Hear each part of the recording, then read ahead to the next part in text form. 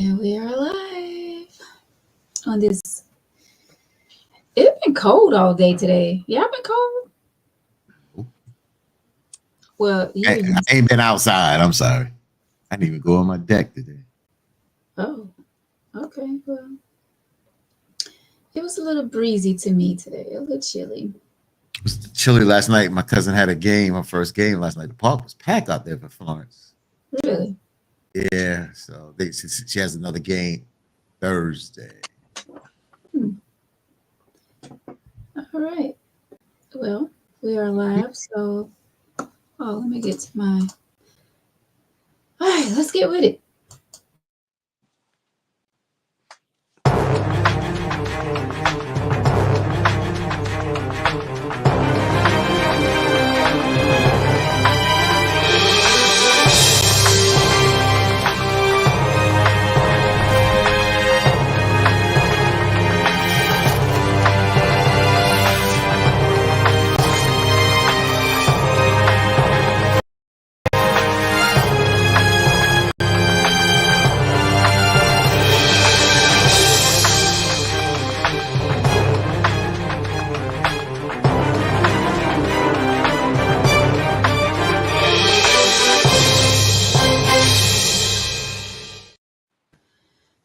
We are live on this great Tuesday.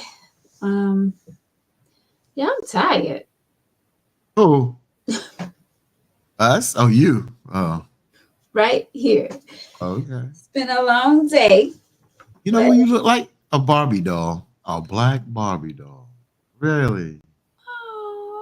Aww. I mean, seriously, why? Because of the natural hair, slim face, black Barbie doll. That's what popped in my head. I had to say it right away. Thank you, Fatim. What do you think, Victor? You don't know nothing about no damn Barbie doll. Oh, Lord. Whatever. Welcome to Tangy Tea of Life. I am your host, Veronica, back with you on this beautiful Tuesday night.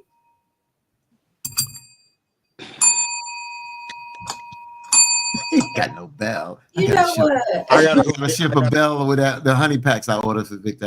I'll send the bell over with them. I gotta go get my bell. I'm gonna go get my bell this weekend. I tell you what. Oh, Vic White. That way. Yeah. Vic White is back with us tonight. Brother Fatim, all the way from WBLS radio station New York, is back with us tonight. What's up? What's up? Oh, we're all together again on this Tuesday. We don't have a guest tonight. Welcome to all the great folks out there who are tuning in right now. Hello, Ms. Rainey, all the way from White Plains, New York. Tyrone, what's up? You got to join us again on the panel, Tyrone. Hey to everyone out there watching. We are Tangy Tea of Life. This is where we talk about any and everything. And we are so glad to be back with you. I got with you tonight. I don't know if Tim Johnson is on yet, but shout out to Tim Johnson for delivering us these t-shirts. T-shirt made by Stay Fly Gear is the name of it. And I am wearing one of my, I can't stand up completely, okay? Come on. Stay Fly Gear. It's a very pretty color right here. Stay Fly Gear. And it also has a little symbol on the back. I don't know if y'all can see it. Yeah, we see a little bit. But it is a dope shirt. And he gave us maybe 3 or 4 a piece. I still got to get you Knuckleheads Y'all t-shirts. So we got to meet up so that we can. That's interesting because I do have a shirt from Tim. I forgot about that. You ran into the mall. Huh? Yeah. Yeah. Stay Fly Gear by Ree. So you can tag him on Instagram at ReZone3 or hit up Tim Johnson to get your Stay Fly Gear. All right. How you guys feeling? Hey, Sly. Thank you so much for the stars. Hey, Casey. Hey. Hello to all of you out there. We appreciate y'all for joining us every Tuesday night. So how was you guys' weekend? Go first, Vic. I don't know. I mean, it really wasn't, too much. I did a few things and said a few things, and it wasn't too hectic, but I did my thing this weekend. Okay. I mean, for me, it just was kind of the whole hum. I mean, on the sports level, from the Dallas Cowboys getting the foot put up their backside and the Mets losing their first playoff game, but they even the series. So it's been, and the Yankees won theirs last night. They played in the second game. But a quick shout out. I just want to give a quick shout out to Uncle Buddha Rat. I ran into him Saturday. I did not know Brother Buddha was from Brooklyn. I know his area very well. Did not know that. Did not know. We got a chance to catch up. I was supposed to go to an event that he had Sunday, but it's pushed to this weekend. It was postponed from last weekend. I want to give a shout out because my co-host on the hashtag Truth Be Told podcast, I do Monday through Friday in the mornings from 9 a.m. to 11 a.m. The brother Joe Dupree Anderson and my co-host Sister Jax. He always gives this podcast. He gives all the podcasts that I'm on a shout out, and I want to just give brother a shout out because he shows this team love. He shows BLS love, and I just want to return that favor because that's what we do. We do a lot of things on different platforms out here, and he makes sure once he comes on, he makes sure he says "Tangy to your life," things like that. So I just want to return that favor as well because that's what we do. We got to learn to support one another out here. Got to do a better job at that. All right. And who was that? What's his name? Joe Dupree Anderson. He's a former DJ down in Lafayette, Louisiana. I met him when he was at the station down there when I was producing the Quiet Storm at WBLS in New York, the syndicated program. So he created the hashtag Truth Be Told, and he has the online station, the Black Station 100 BLK. And we do this hashtag Truth Be Told podcast. Mr. Sammy was on it today. He was on it and put out some comments that I read, and we got into a real heavy discussion about policing and everything. Nice. Mm-hmm. All right. Shout out to my girl KC, Cheryl. See y'all out there. Mm-hmm. Boy, I swear you. Yeah, I got to handle my business, bro. Sorry. So, a few quick things, Veronica. How was your weekend? I had a great weekend. The Darlington County Sheriff's Department sponsored their 4th annual women's breast cancer awareness. It was the 4th annual Women's Health Luncheon. I was honored to be a part of that and asked to be their moderator. And they caught me off guard, but of course I didn't mind. They asked me to do a workout little segment in there. So I was pleased to do that because, I love that. So that was a really, really great event. I met a lot of wonderful people, seeing a lot of cancer survivors out there. It is Breast Cancer Awareness Month. And, there was a lady that spoke about her journey on her with breast cancer. So it was very touching and moving. But yeah, it was a beautiful event that they put together. And thanks again to the Darlington County Sheriff's Department and the committee for asking me to be a part of that event.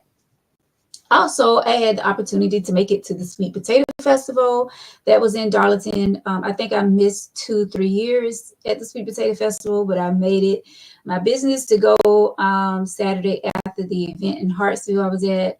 I came back and went to the Sweet Potato Festival, and it was a nice event. It was different, but it was a lot of vendors out there. And everywhere I was turning, like people was like, run. Like I saw so many people I have not seen in a very long time. So it was good catching up with a lot of people out there. But yeah, the Sweet Potato Festival, that was this past weekend. So I had a very, very great weekend. Thanks for asking. Very, very productive. I'm glad that you dealt with the breast cancer awareness month, which this month is also dealing with mental health awareness month as well. But that is so important. I'm glad Victor asked that because I forgot you did put that out on Facebook. And Darlington Sheriff Department seems to be active in the community, not just with police and other issues out there. So Yes, at absolutely. the sheriff Ernie, what's his name? Chef James Hudson Jr. James Hudson. I'm about to call him Ernie Hudson, the actor. James Mhm. Hudson, real good guy. Of course, he's been on the show before. Yes. Victor. So I'm trying to get out of this little funk I'm in right now. It's something completely different. So if I zone out, it's nothing to do with this show. But anyway, first off, I want to say, I saw one of a guest come in from Lamar. I just want to say, damn Lamar, everything they stand for. Their homecoming is trash. Their high school is half-ass. So I just want everybody from Lamar to know sincerely, from the bottom of my heart, y'all are an afterthought. Because That's fired. y'all homecoming will be maybe 40 people and maybe a hot dog stand with no mustard and ketchup, nothing but onions. So, she may say something in here. I like You know onions. what I'm saying? Huh? I like onions, but go ahead. You like to smell like them too, huh? Oh Lord. All I want to say is, Lamar, y'all gonna come together, all 60 of y'all. Y'all gonna do y'all little 1-2 step. Y'all gonna do the electric slide. Somebody gonna have a little boom box, hot dog stand, just onions and relish. And y'all gonna have y'all little homecoming. So I don't understand why they even posting that they even doing the little homecoming. I'll never, ever understand that. But, Aw. Lamar. Well, the electric slide brings everyone together. So That's a lie. Because I'm going to tell you something. I'm going to tell you this. This is the funniest thing. So when I hosted that event in Lydia, there was a song they played with the South Side, because my son's mother does on the step team with the South Side Soul Steppers. And they got a song called Follow Me or whatever, right? And that was the first time I seen the biggest dude in America glide across, he wasn't popping the fan. And I swear to God, every time I've ever seen this song being played locally, I always catch his ass sliding this song. Man, shouts out to Big John, yo. Y'all got to meet Big John. Big John here. Big John like 6'5", 300 pounds, and just a glide across this damn flow like paper, like you down, flick paper across a damn. hey, them big boys know to dance.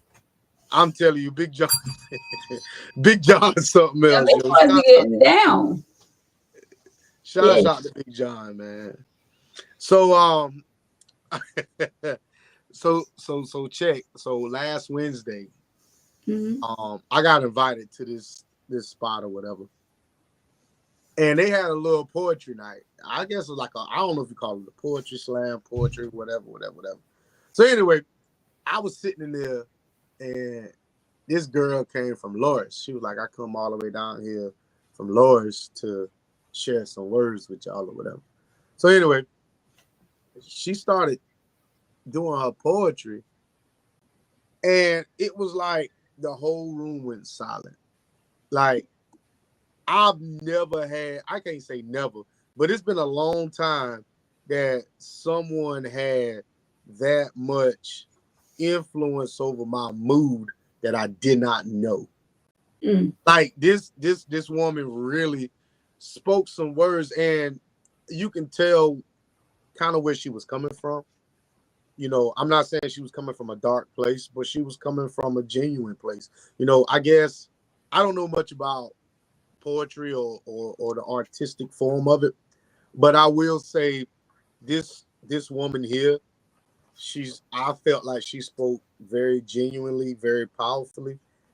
And I'm looking for, so I had to write a few words, you know what I'm saying, not to combat her, but to just share, because everybody who was speaking that night, I felt like they shared a bit of their life, and I didn't know these people, but I was like, well, this is a safe place or safe space for me to just express myself judgment free and just walk out the door. Are you going to read poetry to us? Go ahead. I'm not. Hell no. It's too many people in the world who fit like that. You know, Victor said something very interesting, you know, that, you know, words have power. And when people put, like Victor says, some people command language and thought, and they are able to articulate it and put things together and string it together to create a picture of something, and they can touch your emotions.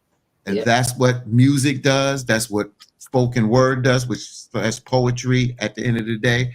So people that understand it and have a gift for that and a talent, they are able to capture a room and really play with the room. Some people can make you cry. Some people can make you laugh. Some people will get you upset. But the bottom line is that they understand the power of words, and they know how to articulate it and present that story to touch your emotions. Mm-hmm. Absolutely. And it's I shouldn't say it's weird. I mean, we all know this, but I can say it's amazing that someone can set your mood. You can walk in some way. Like, I wasn't in a bad mood or dark space, but everything that she spoke, it's like I started looking at things at that moment differently. You know what I'm saying? Like, it made me reevaluate some of the choices I made recently. And I was like, you know, this woman is really speaking this shit. You know what I'm saying? Like, and she was like, I don't know if everybody knows where Loris is, but that's like an hour and some change, bro. And this woman said, I drove all the way from Loris just to come here and speak. It was like 9:30 at night. So I'm thinking to myself, you know, after she speak here, because she left after me. And I'm like, you still got to drive home. You still got to go to work, you know, get yourself together. You know, maybe she got a job. I don't know. But, you know, all these things ran through my mind. But I'm like, you know, this ain't no, and I don't want to knock the place, but this ain't no big time poetry read. You know what I'm saying? This is just, like I said, I'm not trying to shit on nobody's spot, but this is some small time stuff. And for you to drive an hour and some change just to get your word out to maybe 10 or 15 people, I was like, this woman really got something to say. Like, she is dope. Yeah. I can't remember the name, but I can't remember if that's when I sent you the thing with Queen. That's where I met Queen at. I'm not sure if Queen recorded it or not. I'm not sure, because she might have asked Queen not to record. I'm not sure, but it was dope. It was really dope. Well, you know, I'm a true believer that people be in the right place at the right time. She touched you. Ain't no telling who else she touched with the words that she brought. I mean, she could have touched me in another way too, because she was stacked like a motherfucker. That motherfucker was like 6, bro. She was like 6'2". You know what I'm saying? And you know, she was up there, but you know, it is what it is. And that's right, Tyrone. People who do poetry don't care how many people in the building. Vern says she lifted her soul and spirit by performing. So, you know, this is something new to me. You know what I'm saying? So, you know, I plan on going back here shortly. Like I said, I wrote one. I still ain't finished. You know what I'm saying? Like, it ain't long, but I plan on maybe one day, you know. Cool. Yeah, they was doing that. I didn't get that. They was doing this shit. I didn't know what that meant. They don't clap. They don't clap. They do that. Yeah, that's what they do. Yeah. I didn't. So go ahead. Go get your paper. It's not on no paper. Oh, go get the iPad. It's not on that either. Oh, it's up here. Come on. Well, anyway, Come on. I'm not sure. I don't like y'all niggas like that. We would love to hear it. You might love to hear it, but you know. Yeah. Well, when in due time, ain't there. Victor ain't shy. That's one thing Victor ain't. When he I think this is the perfect time, though. Maybe we can hear it. I think he can do it. He ain't gonna do it. You thinking about it too? He'll do it. So he can Vern. So Friday I went to one of Vern's shows, and it was cool. You know, I think he said he did 2 shows that night. But Vern, you got a joke that I didn't appreciate, and you was talking about Miss Betty, and I understand that your mama, but I didn't like that damn joke. I'm just telling you, Vern, I didn't like that. That's what comedy is about. You may not like it, but it's about being funny. And he told about his own mama. So what the heck? I didn't like that because I know Miss Betty. Miss Betty, I know Miss Betty probably my whole life. Miss Betty always been good to me. Sweet woman. I've known Vernon forever and ever and ever. But I didn't like that damn joke. I didn't like it. I mean, that's his mama, so he get, you know. Right. He do it. Exactly. His mama. But so. I didn't like it. I'm just saying I didn't like it. And after that, when Vern told that joke, I said, man, cash me out, because I got to get the fuck out of here. Because Vern tripping. Shout out to all the people that do poetry. Shout out to a good friend of mine, Jessica K. Moore, who shut down Apollo Amateur Night in the past, who did Black Statue of Liberty. And she's now big in Detroit. She's back in New York this weekend. And shout out to Sonia Sanchez, a living legend when it comes down to poetry and spoken word. I don't do spoken word, but I'm a person that, you know, coming out of New York City, spoken word is big in New York City. So I've been to numerous places to see numerous artists up and coming, and those that became stars do spoken word. So thanks, Vic. That's a good thing there, my brother. And Tanya Mormon down here, she invited me to something that does spoken word down here. She does spoken word as well. So shout out to those that are in the Florence PD area that does spoken word as well. You know what I would love for them to bring to Florence? Oh, like a place like that where they, you know, spoken word and, you know, a nice jazz spot. And I'm talking about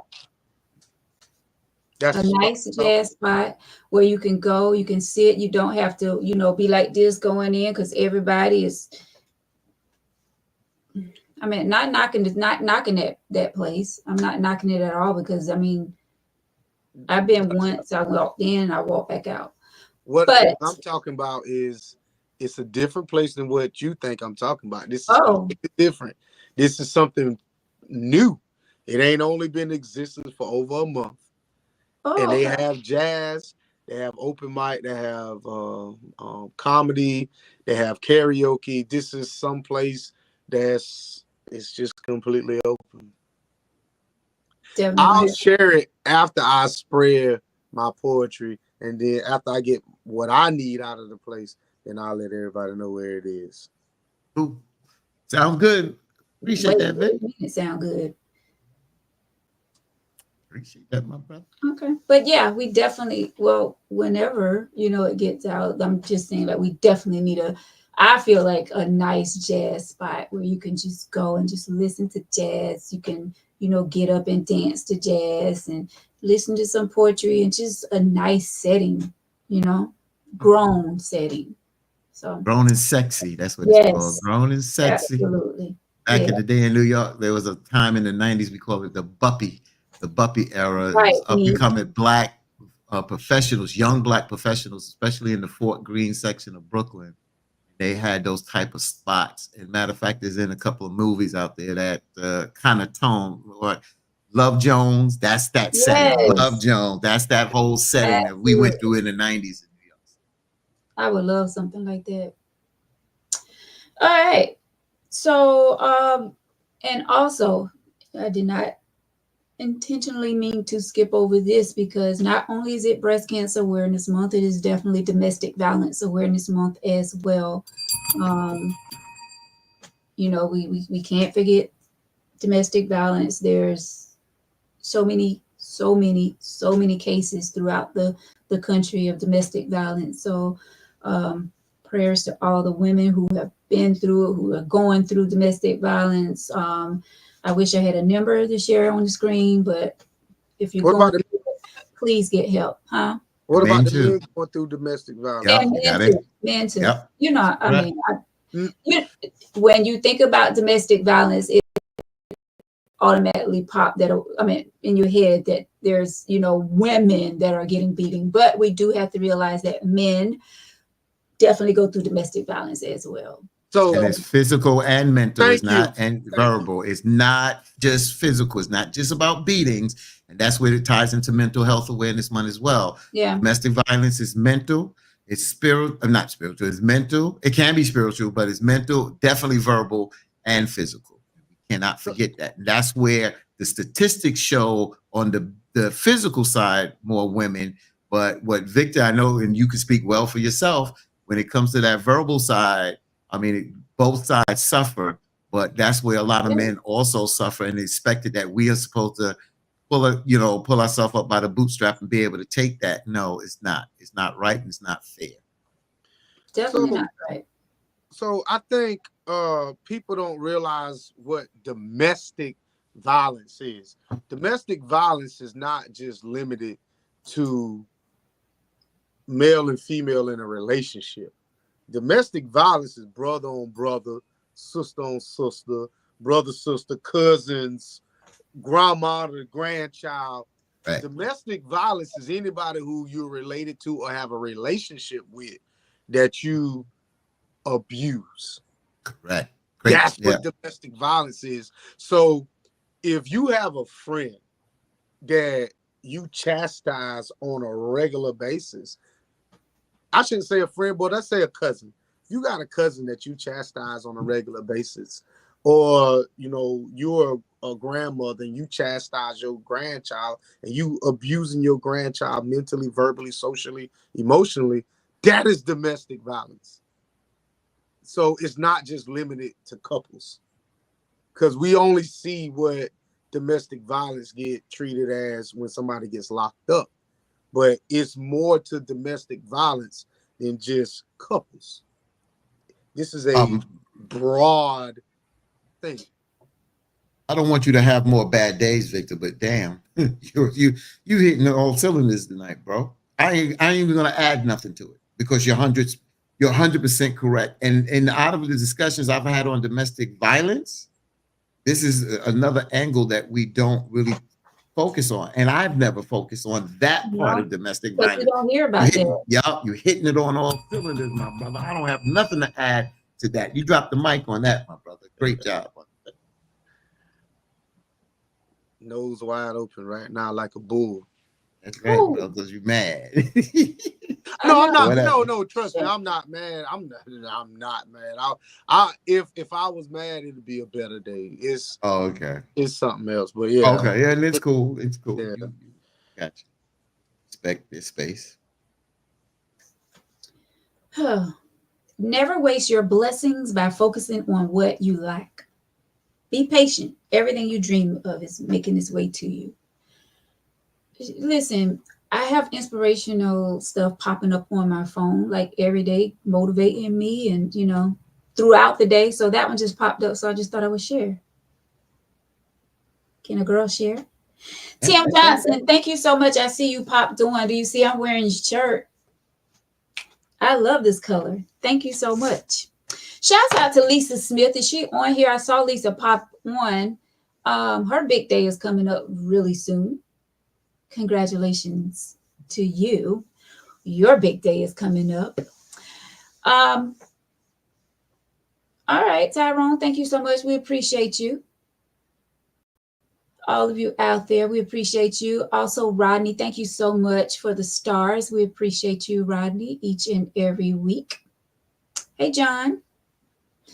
And all of you out there, we appreciate y'all so much for watching. Thank you, thank you, thank you. So, our hearts and minds. Oh, Victor got something to share? No? Just got to pick. That's probably. Why are y'all looking at me like I'm an alien tonight? Like, I'm is it my big hair? No, I know me, and sometimes you have to do self-correction. So I know sometimes I talk a lot or talk over, so I'm just being patient. I know my hair is big tonight, extra big.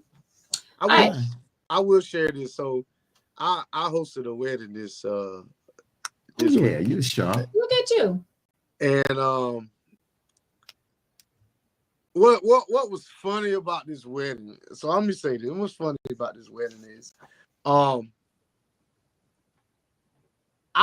tell you this. So I guess some people say, the outfits or whatever. And it's funny how I put together like this took me like a year to put together. But anyway, when I finally got these shoes, I saw the shoes online and I was like, damn, they dope or whatever, whoop de whoop. But when I got them like 3 days before it was time for me, to put the whole ensemble together. So I never opened the box. And when I opened the box today, they look like fucking orthopedic shoes, bro. Bro, these shoes are so, look at these shits. These shits are so thick. So these are Coach loafers or whatever. Look how thick these damn things are. I saw them on you. They look good, bro. They look good. Listen, I couldn't. Those are penny loafers, bro. But look how thick, like, bro. That's what they are now with the rubber heel, the rubber sole. Thick shoes for my support. Bro, I was walking funny. Like, it made me look like I was like knock-kneed or some shit. And like every picture that I saw my knees was turned in. You used to them thin bottom shoes, man. Yes. Those are, that's what you used to. But those there give you more support, but you're not used to them. But those, I saw you rocking them. I was like, that's Victor. That's a new style for you. That is not my style, bro. But that's the only thing that I could go with, that I could find that would go with, instead of me spending this exuberant amount of money on something on my feet. So I mean, those were, those were cool. I like those on you, bro. It was different. And I was like, it said to me, yo, you're a little hip there with the style, Vic. Because I know what your style is, but when you put those on, I was like, oh, he changed up his style, and you still were stylish with those. I tried, man, but I'm gonna tell you something, man. Going to Lisa wedding, man.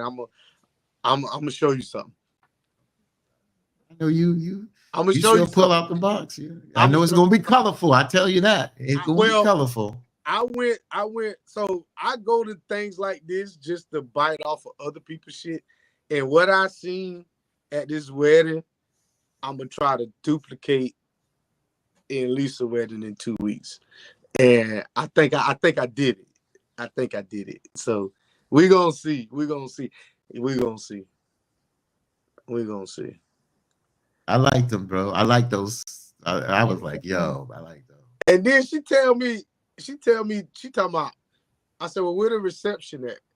And she was like, it's at the church reception hall, right? And I'm like, shit, you think nobody ain't gonna get drunk up in there?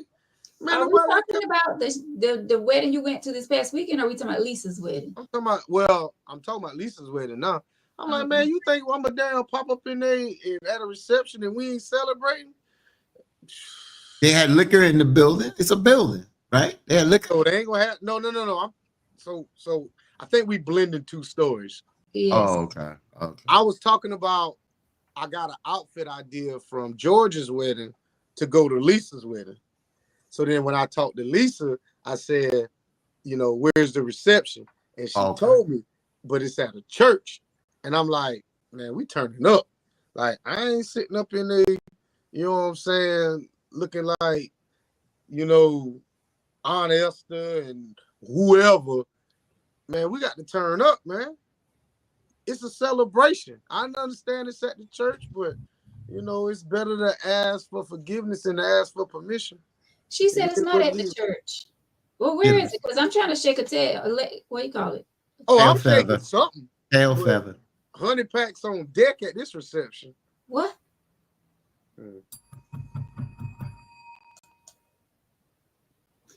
Okay.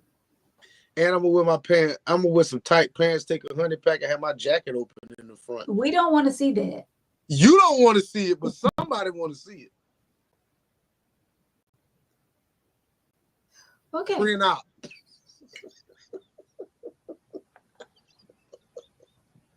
Jewel, who are you giving the bell to? Jewel, pull up. She might pull up. I don't even know Jewel, but Jewel pull up. She from Strong Island, Long Island, New York. One of my supporters out there. Oh, okay. Man, it gray sweatpants season. Shit. It is what it is. Yeah. Show is. I can leave them in the closet where they at. What are you talking about? It was basketball short season. Some of y'all. Hey, you don't think them men in the church be coming up in there and have their little jacket open and they sit down and they open their legs like that and be talking? That's the style now. If I had the organ, I'll be. It's subtle. It's subtle, but not subtle. Yeah, I got a question asked that the other day. I was like, "Wow, you have a big." So I was like, "Okay." Man, come on, bro. Yeah. I mean, yo, that's your women down here, bro. What you think? That's your women down here, bro. Oh, well, Victor got it. He know what I'm talking about. You don't need to know that.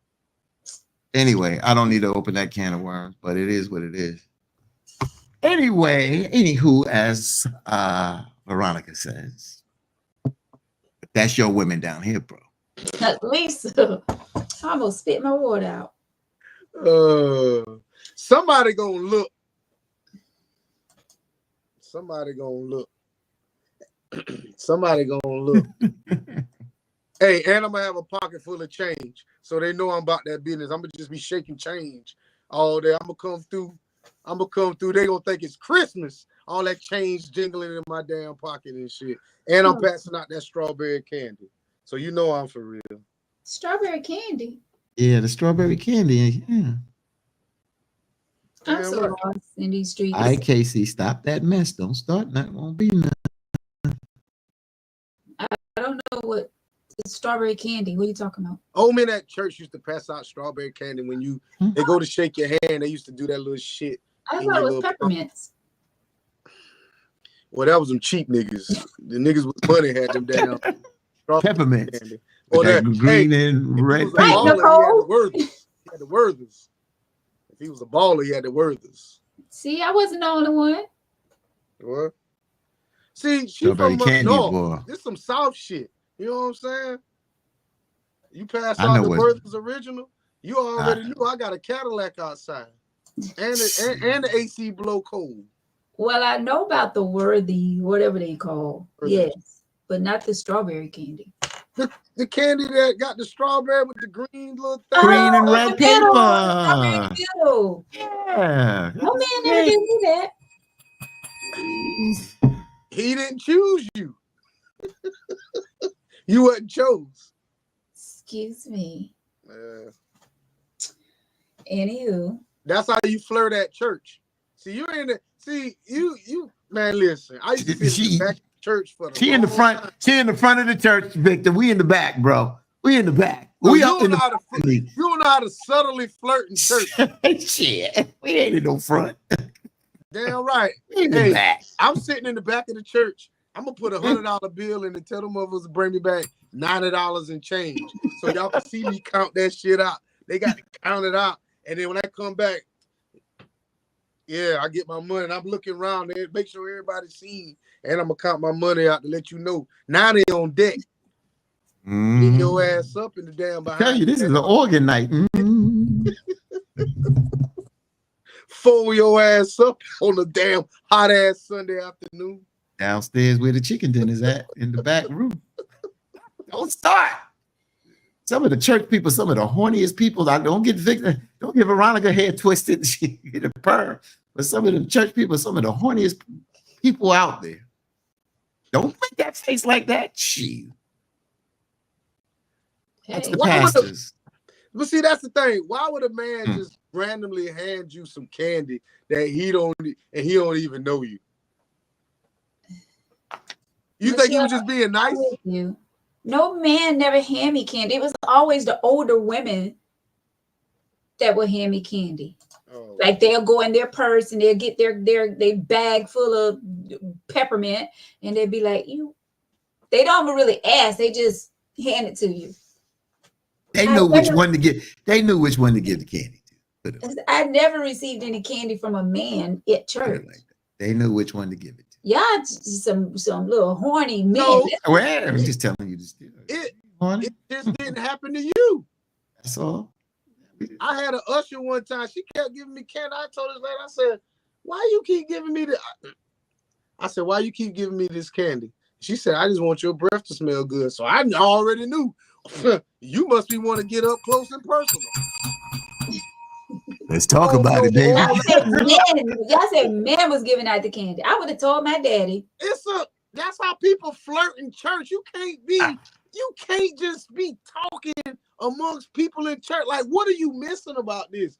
That is a unspoken thing in church. You pass candy to people to get their attention. Right. God, it's a subtle way of doing that. That's what Victor's saying. It's a subtle way of creating that open the door. Jericho Missionary Baptist Church. That's a lie. That's a damn lie. Because somebody passed me some candy when I went to go see you speak. Ooh, okay. A female gave you candy. Yes. Yeah. Men don't give out candy. Yeah. We give out candy in a different way, but anyway. Yep. That's what's happening. That's what give out the liquid stick. But anyway. What?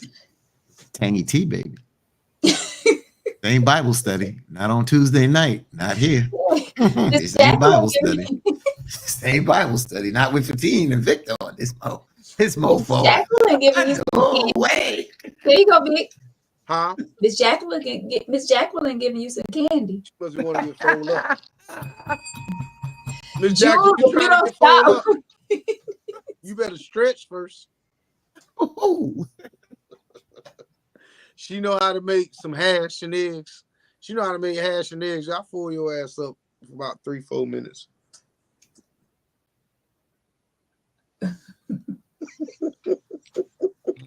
Fold them up, Vic. Fold them. That's like a damn chair. That's right. You know how we are with chairs. Y'all know it's with folding chairs, right? Oh, that chair. You think she was a hey, bro? She thinks she was a damn bath towel. Yeah, hold up a couple different ways. Oh, y'all doing too much. Oh, we are, huh? I told you, tangy tea, not Bible study. Now we waking me up, brother. Yeah. Get you. Damn right, Jewel. Jewel, no, boy. Get on the y'all, boy. Oh, anyway. Right, Miss Jacqueline. All right, so are y'all ready for this email letter? It's not really a letter. It's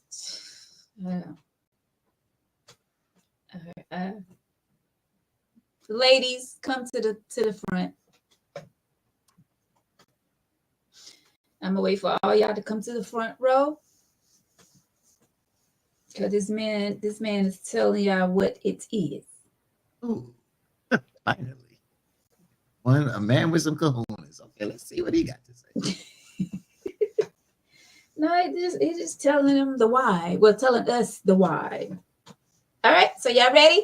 Hey, everyone. Welcome. If y'all just joining, we are the Tea. This is where we talk about any and everything, tangy tea of life. Thank y'all so much for tuning in every Tuesday at 8 o'clock. We are here. All right. So here we go. Dear Tangy Tea. Lately, what have you done for me lately? Lately, I've been seeing a lot of people posting about cheating, and majority of the time it's targeted toward the men. I thought I'd write in to share a male perspective on the issue of infidelity. While it's a sensitive and complex subject, I'll try to shed some light on why men might stray from their committed relationships. One factor that often contributes to a man cheating is a lack of emotional connection in his current relationship. Men may find themselves seeking an emotional bond with another woman when they feel their partner doesn't understand their feelings or needs. Another potential reason is a need for validation. Many men tie their self-worth to their ability to attract women, and when they feel undervalued or unattractive in their current relationship, they may turn to someone else for validation. Sexual dissatisfaction can also play a role in male infidelity. If a man feels his sexual needs aren't being met within his relationship, he might look for gratification elsewhere. Is it fair to say that a lot of women like to play games when it comes to holding out because they're upset about something petty? That pettiness can cause a man to slip right out the door. Sometimes men cheat as a means of escaping from their current relationship problems. Engaging in an affair allows them to avoid addressing issues in their primary partnership and provides a temporary distraction from their problems.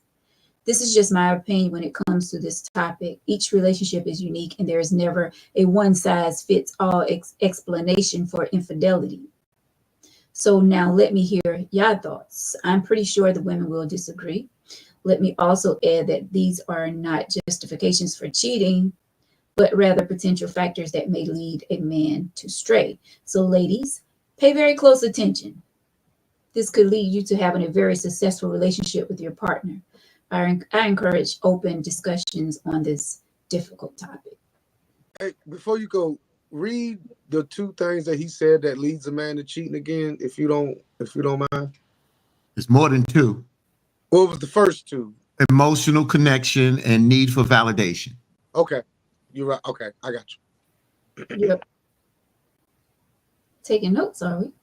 Oh yeah, because this is definitely something I want to talk about. Oh. Damn right. Would you like to go first? Go ahead. So finally a man has come out and wrote something and didn't say it's right or wrong. He gave some reasons, and he also said one size don't fit all. So different relationships here, but he gave his opinion. And I don't want to make this personal, but some of the things that I looked or whatever made me stray are some of these things. And these are some of the things that I've heard men talk about: the lack of the emotional connection in your relationship, the need for validation, sexual dissatisfaction, women playing games. He connected sexual dissatisfaction and then women playing games in the sense of withholding sex or whatever, and then escaping from your current relationship problems. Those are all ideal situations that could cause a man to step out. Is it right? No, it's not to say is it right, but he's talking about what's some of the reason that causes men. And then a lot of women ask, why do men do this? Why do men cheat? He came and gave you some reasons why. And the problem is, if you women disagree, that's fine. But how do you fix the problem? Because if you disagree and don't work on the problem, then you have a dysfunctional relationship. So I think that this brother, instead of me and Victor kind of initiated it, and I don't know which way Victor's going, but I stand by him because he's created a conversation and he's given some reasons why men do that. And I agree with each one I can see causing a man to stray. And if you don't in your relationship, listen to your partner the same way that when your women complain or have issues that may cause y'all to stray or whatever, we need to listen to y'all. Here's a man that has finally put some things out, gave you these 5 factors here. 3 and 4 is kind of tied in, so it could be a total of 4. So I agree with the things that he mentioned, because I've seen these things that lead to this type of situation. And of course, there's other things, and then there's greed. But let's deal with some of the problems and the issues that men have concerns and put on the table and women don't listen to. And I don't want to pick, but sometimes y'all bitch and moan about it and get mad about it and not deal with the problem. So I kind of want to key in on the emotional validation part. Going into a relationship, it's always been not really taught, but it's always been the mood is set by her. And my feelings is kind of, and I'm not saying, I'm just speaking generally. My feelings has always been pushed to the side, just generally speaking. So in relationships, when the woman is upset or she is sad, it's like everything stops to make sure she feels like, she feels self-worth, or she feels loved, or she feels uplifted. And, you bring her flowers, and all this other stuff. But with a man, it's something different. It's already been taught that it's unacceptable for me to even show my emotions to start with. So my initial response to you is going to be, I'm good. You know I'm not good. I know I'm not good, but you give up too fucking quick. That's what pisses some men off. It will piss me off too. I can tell you no 2, 3, 4 times, but I do want you to go that 5th, 6th, and 7th time. Yeah, that seems stupid, but at least that shows me you still paying attention and you in tune with my emotions. You know I messed up. You don't, there's subtle ways that you can do things to validate my feelings as much as I validate yours. Yes, women are more susceptible to gifts and their emotions when a man is asking them, baby, what's wrong? I know you had a bad day. Talk to me. Y'all are more susceptible to open up. We're not. I'm not saying you got to pester me about it, but you can do little subtle things to let me know, guess what? Even though I might not have opened up, she know I'm having a bad day. She still recognizes that I am still an equal part in this relationship. So that's where I'm going to focus in on with emotional validation, because once we feel like we don't get in a relationship, when we go out and we go to random places and another woman, stranger, sees us in that vulnerable state, we latch on to it. Could I just add one thing real quick before you go, Veronica? Just want to add just what Casey said. Casey said, because a lot of comments just came in. She said if he needs outside validation, there's nothing the partner can do. He didn't say outside validation, Casey. He said need for validation from that relationship, the relationship he's in. And that's what Victor dealt with, the emotional part. Validation in a sense of appreciation, validating who you are in the relationship, not that you need outside validation. These are things that he gave examples are coming from internally in that relationship. He's not looking for validation outside. What happens is if you don't get the validation inside of the relationship, it can cause you to step out and get validation from the outside. She didn't say that part, that he needs outside validation. He's saying it's a lack of validation inside of the relationship. Everything that he said is coming from within his relationship. Go ahead, Veronica. I don't know. I mean, I feel where this brother is coming from. I get all of that, and I get that those are some ways what definitely can lead a man to get the attention from other women. And a lot of times we as women, we do tend to put our feelings before our man. We do, because we are just, that's just us. Like, we like the attention. Like, if I'm having a bad day, well, let me talk about my previous relationship, since I'm the one that been in it. If I'm having a bad day, I expected for him to just forget what he was going through that day and to take care of me. Like, was that selfish of me? Yes, absolutely. Because I know that he used to have bad days, and especially the line of work that he was doing and still does. Like, I was just focusing on a lot of times myself, and I need a hug. I want you to hold me. I want you to make me feel better. You know, a lot of times I didn't ask, like, how was your day? You know, well, he didn't ask how was my day, I don't think either. But let's focus. But just a lot of times we as women, we do put our feelings before you men, and that's selfish of us. Yes, absolutely. Going into a new relationship, I know now better. I know to not just think of me, and put me first. You know, I have to. How was your day, honey? How are you feeling? Are you okay?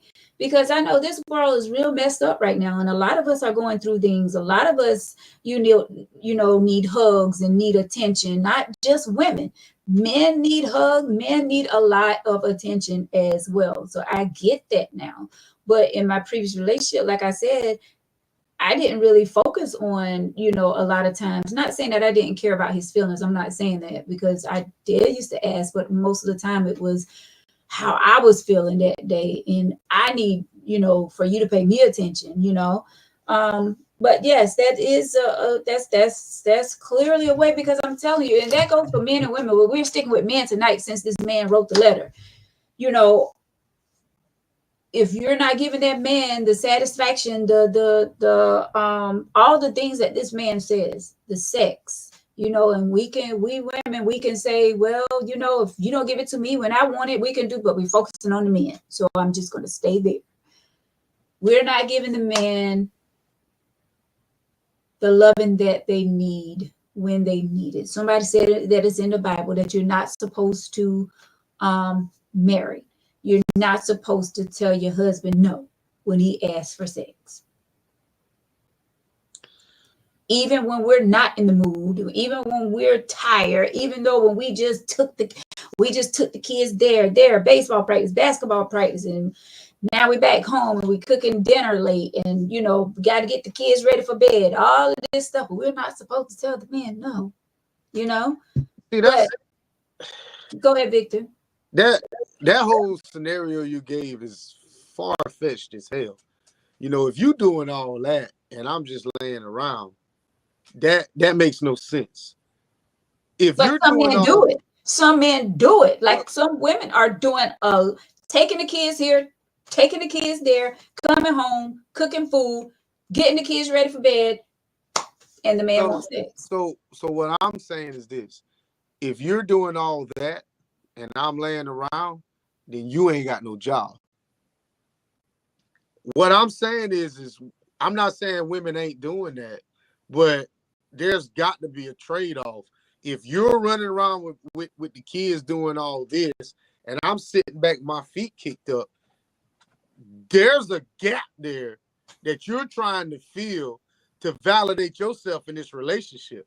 Because if I'm not chipping in with the children, then that means I'm probably the only one working, and this is all you got, or this is all you doing, and this is how you contribute to the relationship. But I'm really not trying to too much focus on that part. Yeah, because I'm just giving a scenario, but there are. There are, but yeah.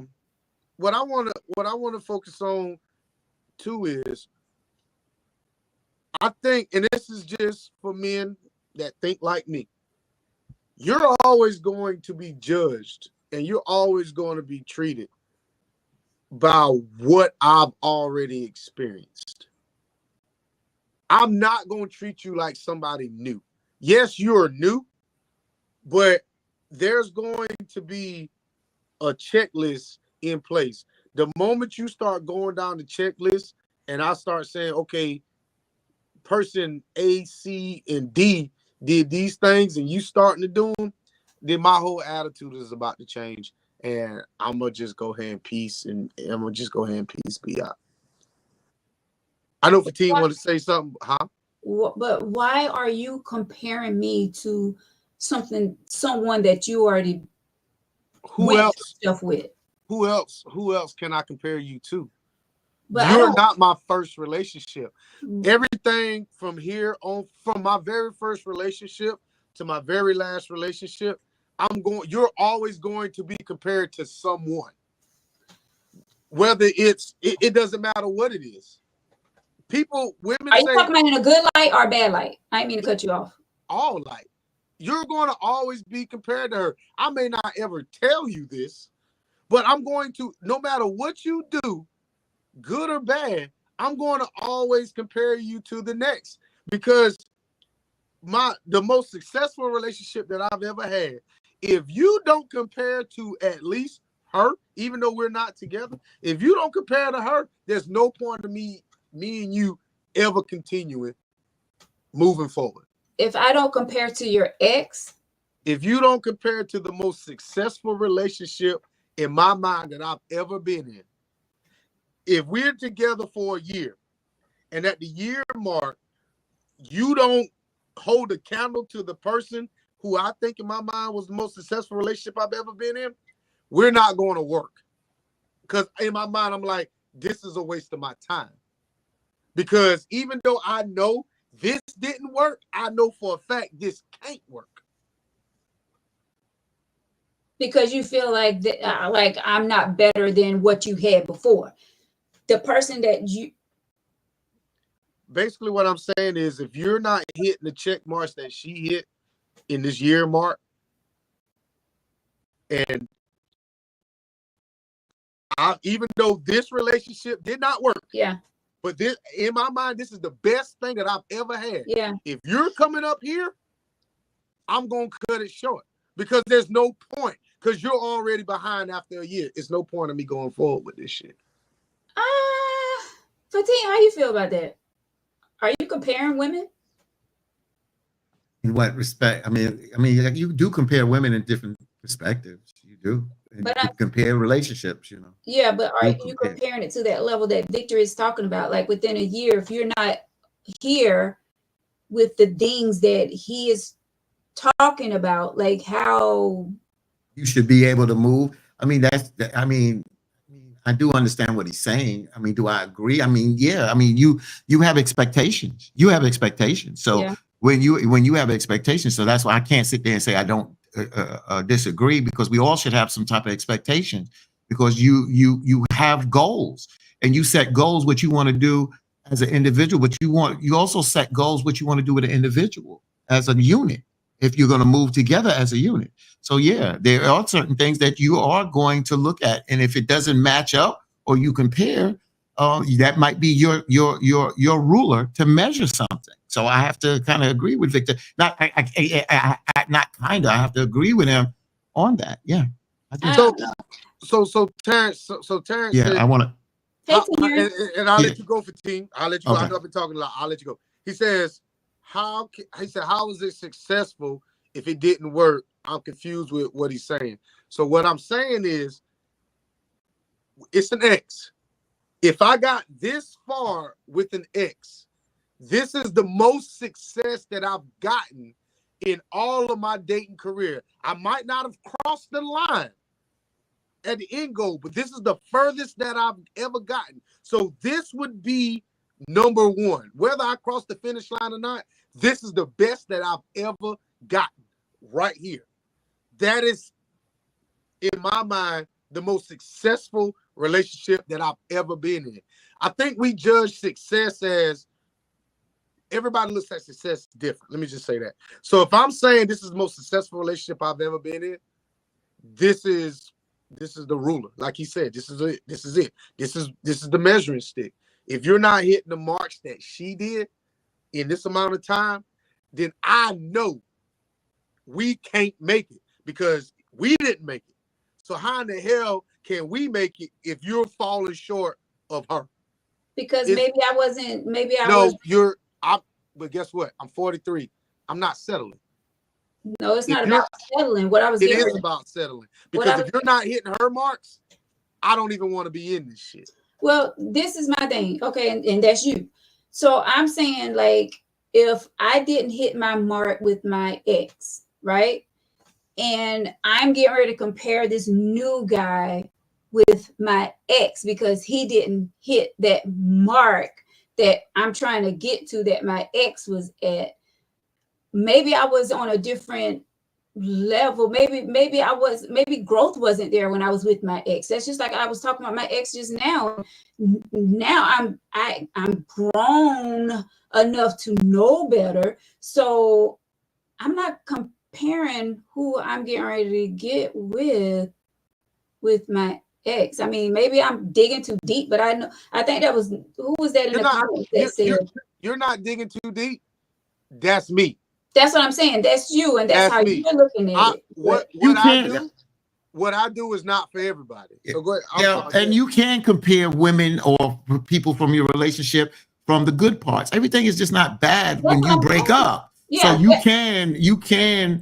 can do that. But what I want, and I agree with what you're saying, and I know what we do on this Tangy Tea is we move around. So don't think I'm doing this, but I have to say this.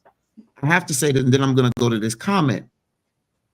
When it comes down to us men issues, or man, because when this man wrote, I think times, and that's why when you mentioned that we had a letter from a man, me and Victor did not know what was said in this letter. We did not know. But this was one of the first times in a long time that a man has written a letter. And I want to deal with our men issues, because you know what? Because our issues get sidetracked, just like our feelings get sidetracked. And that's why I'm bringing it back, because Nicole Harris said something. A man is going to cheat anyways, if that's what's in him to do. Nicole, I'm going to say this, and I'm going to just say this as plain. Those are triggers. I'm trying not to curse, but that's the trigger bullshit.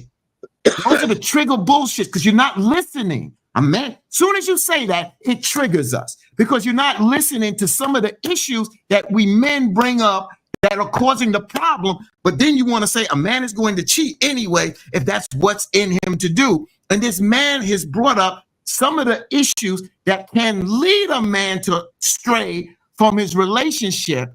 And let's have a conversation about that. You can't fix the problem if you don't know what the problem is first and then deal with the problem. And that's the problem. Some of you don't listen. You trigger and you jump. And that's what gets me upset, because you don't listen. And then you say us men don't listen. Some of you women don't listen as well. This brother just basically said, here are some of the things, even though they may not be right for you to step out the relationship, here are some of the things that can lead you to stray. Let's have a conversation. But as soon as you say a man is going to cheat, those are triggers, because you're not even listening. You're bypassing it and just saying, oh, this is where a man is going to cheat, this, that, and other. Anybody's going to cheat if they choose to cheat. But this man is trying to have a conversation and really look at it from a man's perspective and put it out there, and let's have a conversation about it. But when us men bring things to the table, y'all sometimes don't even know how to have a conversation with us. Nope. And then you got to start listening now. Keep going. Keep going. Brother, I just said it. I just laid it out. And I get tired of that. And that's why I don't want to get sidetracked in this conversation, even though I know we stray. But a lot of times we don't listen to the men. His brother laid this out. He didn't go all around the world. He said point by point by point by point. I agree with all these. The things that I did when I wrote that letter, and the emotional connection. I'm emotionally attached to somebody else. The need for validation. Sexual dissatisfaction. I went through all of these things. And try to bring a conversation to my relationship. And when I was blown off, then what happens? But if you deal with these things inside the relationship, you can head off some of the problems that can come leading to people stepping out when they don't want to step out. It's not like you want to step out. You want to fix the problem, but when you don't listen and address it and go around the block and ignore the person's concerns, that's what leads to people stepping out as well. So I will say this about Miss Nicole. And Miss Nicole, I know I don't want you to feel like I'm jumping on you, because I am, but because you're hater number one. But what you're doing is exactly what y'all are jumping on me in the comment section about. You're comparing every man. If a man gonna cheat, he gonna do it. You're doing exactly what y'all are getting on me about doing. She said, if a man cheat. That one little word, she tried to church it up. I get it. We all know. We know. Our first statement says a man is going to cheat anyways if that's what's in him to do. If that's in what to do. But we're talking about some of the issues here that may lead him to. That's what the brother says. So let's have a conversation about that and stop broad brushing it and then going to DEFCON 10 and saying that. Okay, well, yeah, we definitely DEFCON 10 shit, man. It just pissed me off because that's the breakdown of communication between men and women. That's exactly why I wasn't even going to take it there. I wasn't going to say anything because I had a question down about what if she's that good woman? What if she like does everything on that list, and he still step out? Wait a minute. So this is the problem. I've always said people who describe themselves are fucked up because you have this self-image of who you are and everybody else don't look at you the same way. I don't like describing myself. Like people say, Vic, you're a good father. I don't know. You have to ask my children that. Well, Vic, you're this type of person or this type of coworker. I don't know. You have to ask the people I work with about that. I am a biased entity when I'm describing myself. I cannot describe myself because what I think of myself, the world definitely doesn't think about that with me. So when you say, well, what if she's a good woman and she does this, this, and this? Well, apparently she ain't that damn good if somebody's mistreating her or she chose wrong. And that is another damn problem I have with women. Y'all motherfuckers get out here and want to say, oh, I'm this good, dainty, sweet, tight coochie woman, but then you get with this nigga who you know ain't no damn good. And then you like, well, I don't know why he treated me so bad. Come on, man. Ain't nobody got time for that shit. Because once you get with somebody like that, your stock goes down. And nobody that's got some sense or some self-worth is going to want to be with you because of you done been with this nigga right here. So I already know you can't choose, right? So why in the hell would I take a damn chance with you? We talk about this a lot on the show. And when y'all say we choose wrong, that's not always the case. Yes, you do have some women, and I'm going to say women, that looks for the bad boy type, that want that bad boy that they know, all these other women want and blah, blah, blah, blah, blah. Yes, you do have those women, but you also have those women where they are, looking for, who they think are nice men and someone that's going to treat them right. But they put on this persona, not persona, is that the word? Yes. Persona. At the beginning, like they're the nicest person, oh God, did you send me this man? Is this really him? Yeah, that's him for that moment until you've been with him a year or so. And then it's like, who are you? You was not this man who I met. So a lot of people pretend at the beginning, to be this person who you're searching for or whatever, or hoping for, and they turn out to be. So it's not always we choose wrong. It's just that's the way it end up. No, bullshit. So let me tell you this. When you go to buy a car, if you got a bad credit score, it's all about the bad choices you made financially. You have a dating credit score as well. Do not sit here and think if the bank can judge you by the bad decisions you made with your money, us men gonna make a decision by the bad choices you made with your coochie. And the same thing go with us. The same thing go with us. If we sitting out here and we dating up but prostitutes and women of the night, you ain't gonna want to be with me. You gonna be like, my man, you always dealing with these lot lizards and all these damn women. But do you know, Alice, you ain't gonna want to be with me. But do you know maybe you do. But do you know everybody who you've been with or you meet, do you know that they're that type of person that be sleeping with that person? Well, maybe you do because you do background checks. But a lot of people don't do that. So say if I meet this guy, right? I don't know him from Adams or Eve. He's not even from around here. And he seemed like a really nice guy. And we talking and we kicking and we going out. We're doing this, we're doing that. We traveling, we're going places. We're getting to know one another, right? No one around this area even knows him. You know what I'm saying? That's dangerous? You don't think that's dangerous? Yeah, it's dangerous. But what we supposed to do? Just be in a box and just stick with people who we know? No, what I'm asking you to do is make better choices. You do what you want to do.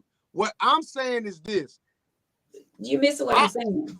No, I get exactly what you're saying. What you're saying is you meet somebody that you don't know or nobody knows anything about. I'm talking about nobody like around here. People, my friends and all. I get what you're saying. What I'm saying is if you meet somebody like that, I feel like that is a big ass gamble. Because you don't know anything about this person. But if that, I'm saying people meet like that all the time. They do. Right. I don't take those type of damn chances. That's just me. I don't want to meet a woman who I know nothing about. I want somebody that at least say, well, that's shit so damn crazy out here. One of my biggest fears is meet somebody who I don't know and I end up being a damn man. Because this shit is just real out here. I don't want to meet somebody who transitioned into a fucking woman. I don't want that. I don't want that. But you laugh, but I'm dead ass. Oh, I know what you're talking about. That is something that I do not ever want to experience. So when I meet somebody, I at least want somebody to know something about them. You don't have to give me that whole dating history, but at least you can at least confirm that is a damn woman. At the very least. And if she crazy or not. That's all I ask. Let me ask you this, Veronica. Let me ask you this as a woman, because we got to get down to some nitty gritty on this. This brother said, and again, he said that what can lead to a person stepping out in a relationship, a lack of emotional connection, a need for validation, sexual dissatisfaction, tying it in that some women play games, and when he's playing games with sex within the relationship and escaping from relationship problems that did not seem to be rectified. How do you deal with, as a woman? Let's get down to the nitty gritty.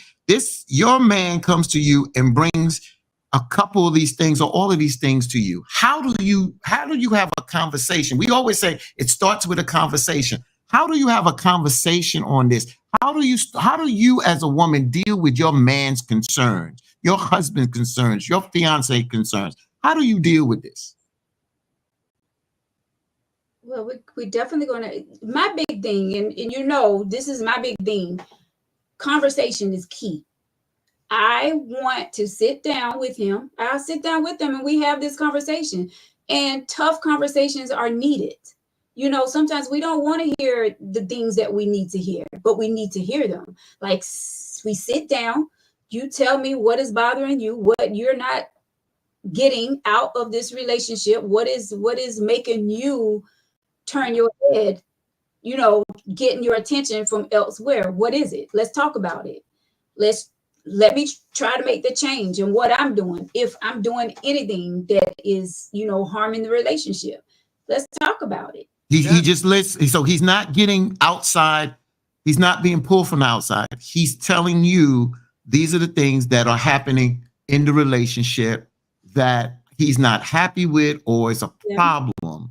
So you said about conversation. It's not about outside. Nothing's pulling him from the outside right now. He's coming to you and saying, these are the things you said you will lead to the conversation. Is this the time to talk about his concerns? Is this the time to talk about his concerns and bring up your concerns that might be causing this? How do you address this? Because this is very important, because if you didn't raise that there's concerns, but he's raised the concerns, how do you have this conversation? Do you just sit there and talk about his concerns and really really dive in on those concerns. Yes, first, I'm definitely going to listen at what he's saying, because he is the one that brought this up. So I'm definitely going to listen to his side and get the understanding of where it's coming from. And then if it's something that I need to add on my side, like, hey, I feel like this. I feel like my attitude started when you did this. Maybe I should have brought it to your attention when it first happened, but I just held it in. And now it's to this point where, yeah, I'm holding off sex from you, or, yeah, I'm doing this. And, I'm not asking you how your day is because I'm still mad about this little thing, whatever the case may be. But yes, I'm definitely going to sit down. We're going to sit down and I'm going to listen to what he have to say first. And then, like I said, if it's something that I need to add on my side to make things better, then I'm going to address that as well. I got one question. Where they do that at? Victor, grown people do that. That's who do that. When we was younger and, we didn't really care about relationships. Look, I'm not getting any younger. So now I'm to the point now where I'm definitely going to sit down and we're going to have a conversation. If it's something that destroying the relationship, the marriage or whatever, I'm going to take the time and I'm going to have that conversation. We will sit down and have that conversation. So younger Veronica, I already told you, I could walk by you like I didn't even know you. And so you saying grown people do that? I don't know if I don't know what grown means. Maybe I don't know what grown your means. age. Okay, so my age. So I guess people my age ain't grown. But I've never 100% experienced that where I can start off sitting here saying when I can start off making it about you and we fix the problem that I have with you and it not turn into something about me. If I'm coming to you with a concern, because you just got finished saying, if Fatima asked you a question and you said, well, I'm going to let him know this is why I did that's because you did this, this, and this. That wasn't the question. Because you just did it and didn't realize you just did it. No, I know I did it. I said the question was, if I'm coming to you with a concern, make it about how we're going to fix my problem with you. Don't turn it into something about me. And you already just did that. Did you not ask me, Fatine, will I bring up why from my perspective? And what did you say? I gave you two options. How would you deal with it? And I gave you that as one of the alternatives. Would you specifically deal with him, or would you also deal with him and bring up that? So you answered it that way. Thank you. Mm-hmm. And what did you do? You turned it back into that it was something he did to make you. That's what Fatine said. But let me just say this, Victor, real quick, to Veronica. I think Winter Shields hits what Victor's saying, and which I would have said. I've seen in person where women tell the man their problem, and expect him to listen, right?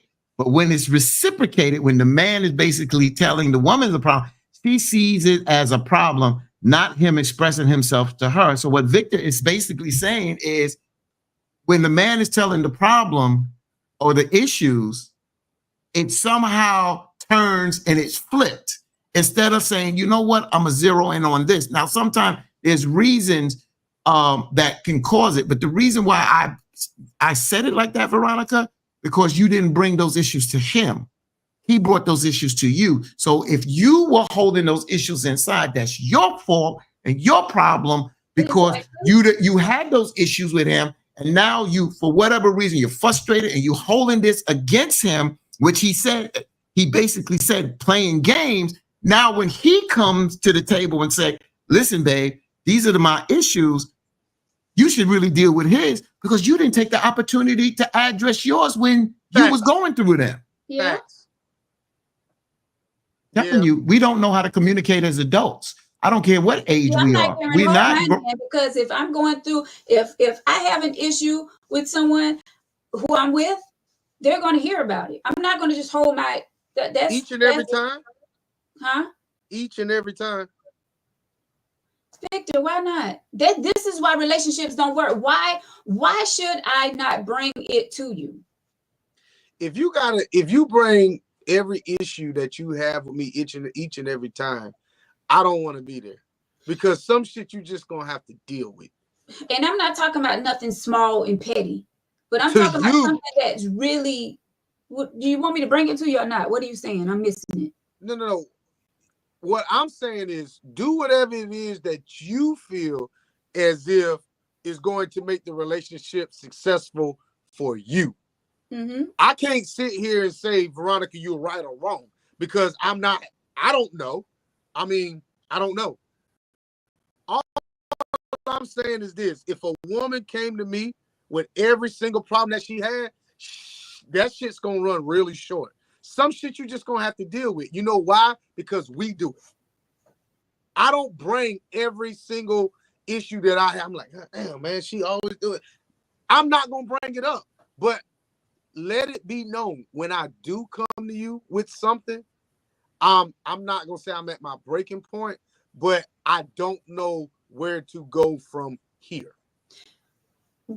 Okay, so you said it's your breaking point, or it may not be your breaking point. No, it's not my breaking point, but I don't know where to go from here. So how long are you going to hold it? I don't know, Veronica. 2 minutes. And there's no time limit. I'm saying, are you going to hold it to the point where you're ready to call it quits? Or are you going to have this conversation before it get to that point? I just said it's not my breaking point, but I don't know where to go from here. I can still hold, like some men can hold on to shit forever and never express. It's not a make or break, but some men can hold on to certain shit that women do, and you're just like, man, I can't deal with this shit, man. You know what I'm saying? But I love her, so I got to damn kind of deal with it. We tend to tolerate. See, that's what happens in a relationship. We tend to, because what happens is that's how people fall out of love. You still love the person, but you fall out of love with them and you tolerate them. Yeah. And especially if you marry, but that's what happens. And that's what causes the straying, because you still love them, but you fall out of love because of some of these issues that build up at the end of the day. And that's what opens the door for vulnerability at times, especially if you don't want to be vulnerable or don't want to do those things. How does those doors open at the end of the day? So we tend to tolerate, man. What Victor said, I've heard my father, my uncle, I've heard men say, man, I can't deal with this. The same way you sisters, women say, man, I can't deal with it because these men. I got that. I understand that. But that's what sometimes causes the problem. And that's why I'm saying sometimes we just go along to accept. And that is that a healthy relationship? I don't know. I can't sit there and say it's up to you too, where the relationship goes. If you don't step out and you just accept who they are and keep on going and you still building, it is what it is. But now all of a sudden there's problems in here. And like Victor say, I just can't deal with this. It's over and over. And it's just, there's no use of bringing it up. Then we're not going to bring it up because it never seems to be rectified. And when it's not rectified, some of us, man, it's just not going to fuss. We just accept it. And then we go and drink, we go and smoke, we go into women, or we go and find other outlets. We go bowl, we go whatever it may be. And we do that. And that's how men are, because we're outside creatures. I dated somebody one time. This motherfucker snored like a bear. I'm talking about, and I loved her to death. And this motherfucker snored. And I'm like, I mean, it was bad. And I'm like, fuck, I'm gonna leave you because you snored? No. I just gotta learn how to go to bed before you do. It's just little shit that you do that I love you so much. I'm willing to tolerate this, but I understand that talking about it really ain't gonna fix it. You're gonna have to do something to fix that. And it's interesting when Victor says that, that's why I keep saying the way things were done in the past and we get together, because I went out with a young lady that snored and she was cool, but I don't want to use the word red flag because red flag is just, sometimes it's just a negative connotation. But what I'm saying is that just wasn't for me. And that's what I'm saying is that when you see these things, or if that person is for you, then you're going to not just tolerate it, you're going to overlook it or accept it. That's the word I will. You will accept it. Certain things for me that, like Victor said about measuring, it's not fair to the next woman, but there is a certain standard that I had with Hanifa that I'm not going backwards. I'm just not going backwards. I'm not going to tolerate certain things. So I'm just not. And that's the realization. Because once you understand, once you love, once you experience happiness, there's certain things that you just not going back to do and tolerate. And then when you get older and wiser, you stop dealing with petty bullshit. You grow up. Exactly. And so you are honest. Look, hey, I like you. We're cool, but I can't invest in this relationship. You know, it's not about hurting feelings. It's just that that's not the direction I want to go. And that's what we don't. But we get blinded by the sex. We get blinded by our emotions. And then we wind up getting in these relationships. And we know, honestly, we shouldn't be compatible. But we enjoying the good and some of the bad. The good allows us to overlook the bad. And then as time goes on, that bad starts to grow like this. Isn't that what I said? I give a bell. I saw you say that. Definitely. Thank you. Thank you, Fatin. Yes, I did. I tell you this, bro.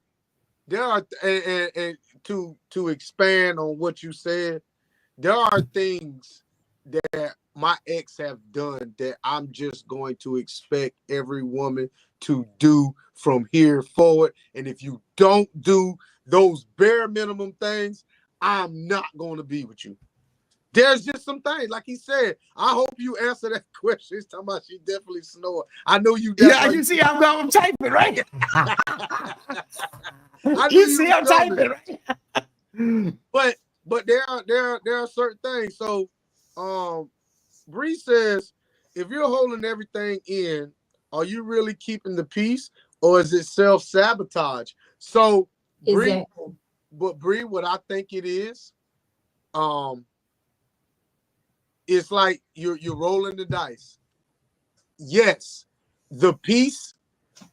It's funny how you say that, because you know I said it's the calm before the storm. The storm may never come. The storm may never come. And you can find peace in somebody snoring. You can find peace in somebody clipping their toenails in the middle of the bed, because that's just who they are. You don't have to conform to me. It's like we're conforming to each other.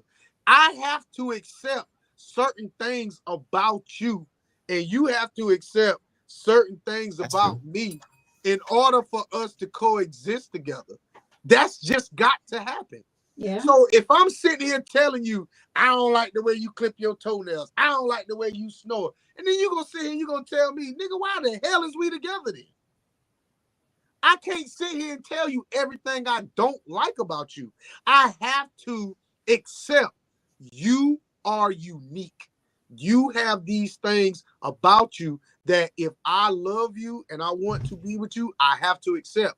But there is still the bare minimum that you do have to, the criteria that you got to meet.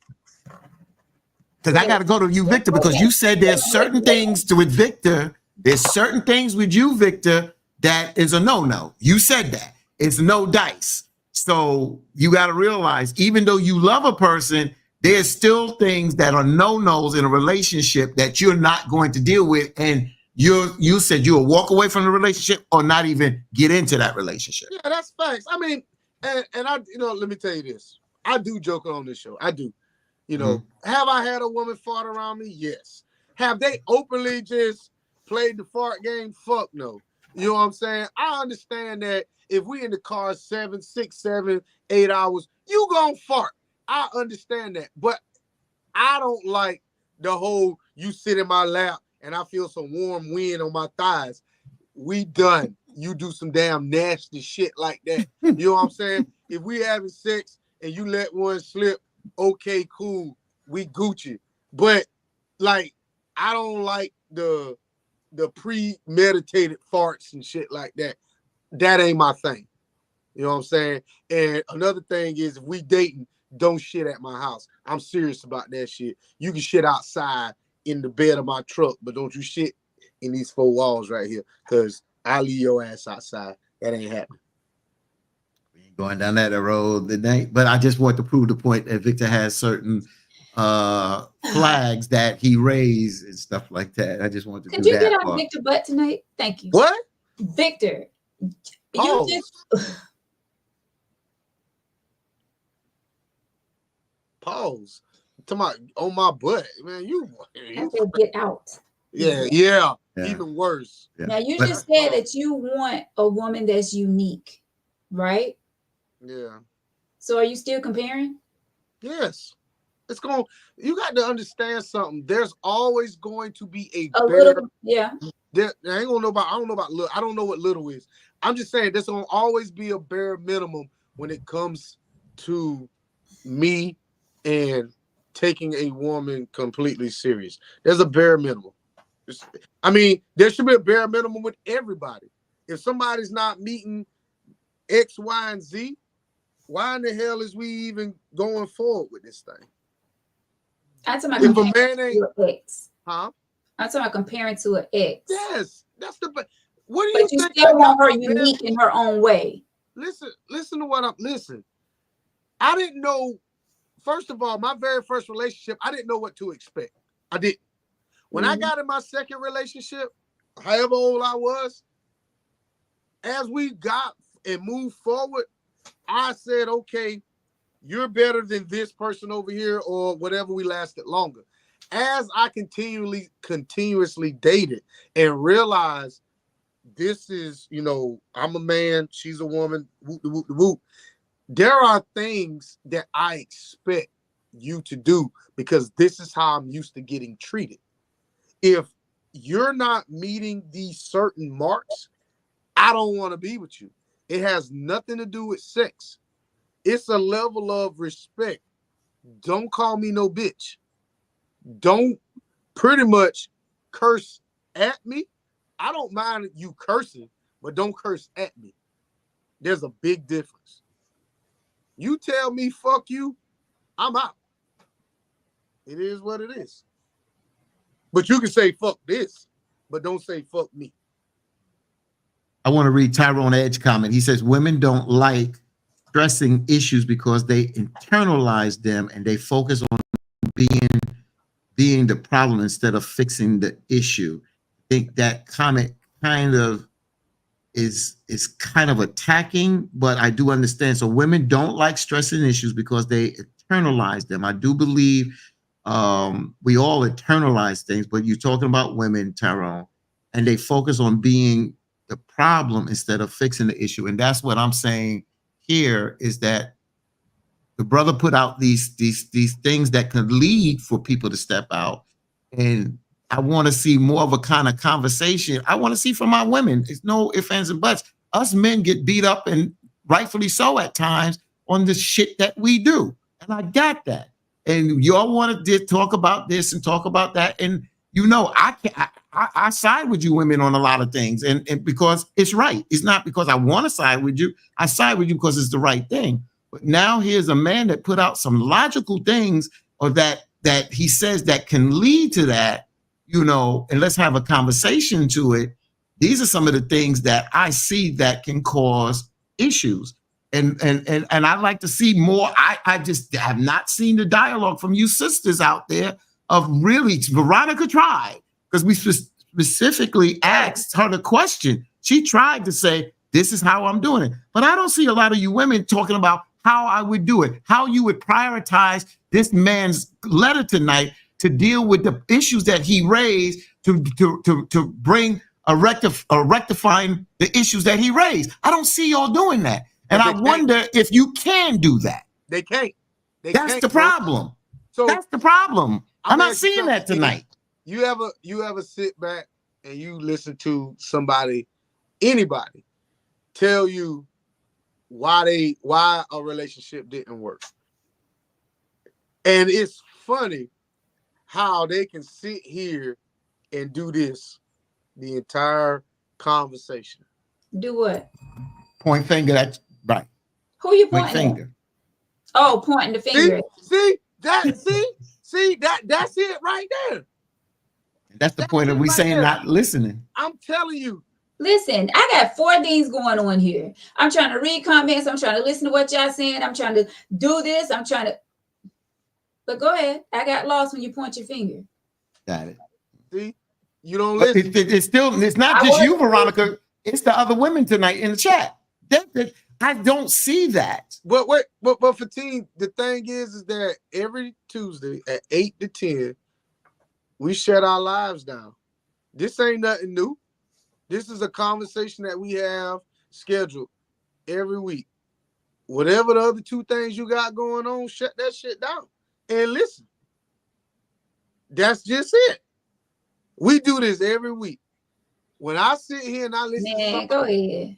And when I sit here and I listen, and I'm talking about, and this is the main thing, it be a lot of my homeboys that I listen to. And they'll sit here and say, man, this damn woman, man, she ain't shit. And she this, and she that, and she this. And bro, I'm with you on this shit. The whole time I'm sitting here thinking, she thinking the same thing about you, bro. Because not one time did you take accountability on why she ain't shit. Yeah. I always, when I listen to people start spewing about their relationship, I always listen to sit here and say, okay, bro, what did you do? And why was you there for? The bell. No, see, you giving the bell because I'm talking shit about a man. No, I'm giving the bell because you're talking the truth. And you say it goes both ways. They're talking about their women, but what did you do as well? There's 2 sides to everything. I mean, yeah, but again, tonight, yeah, but again, and me and you, Veronica, got into this in the past about this, and what I was, and you know, and of course, it went over the top. But again, let's stay on point with the man's issue, and that's what I'm trying to make us do tonight. Just like Nicole Harris just said, and Victor, you know her, I don't know her, and Nicole. You're part of the program. It's not personal. I don't know you, and it's not personal. So, but I get passionate. So just don't take my tone as an attack because I'm not being disrespectful. But you say this, and it just makes me, I don't know you, but it just makes me think. It said, if I change, he has to change his ways because that's the reason why those issues are bothering him and leading him to do those things he pointed out. You know what that is? That is just so damn toxic. That is just so damn toxic. And that's what I'm saying. It's always got to be something he's doing where he brings these issues. Why can't it be something that you may be doing that he brings to the table? That's what that is. And that's what I'm saying. That's why I say sometimes y'all are not equipped to be in relationships. Neither men or women. You're not equipped to be in relationships because you already have these pre-notions, these premonitions already. That are you so set in your ways that you don't know even how to change. You don't know even how to grow. Nicole? Please say some. I say some. Okay. I say all. I'm not broad brushing this, but I'm just saying some don't know. They set in their damn ways that you got to just leave them alone because they're not going to change. And that's why some people in the dead end of a relationship, instead of getting a divorce, they just stay and they try to tolerate and move on. But that's why listen, I applaud you women that don't want to deal with men's crap and don't stay in those relationships. But now here's a brother laying out some things and y'all don't even know how to even have a conversation. Some of y'all don't know how to have a conversation to deal specifically with the things he said. You still pointing fingers like Victor said. So, Nicole, hater number 1. I think if the problem I have with her comment is when she said he has to change. If you said he should change, it would have. I'm telling you, words are very powerful to people who understand what words mean. Right. I think a lot of times when me and Fatim had this conversation and we talked about ignorance, people take the word ignorant as being so negative because it's been used wrong forever. If you're ignorant to something, that just means you don't know what it is. Lack of So knowledge. you have That's no it. knowledge. You have no knowledge to it.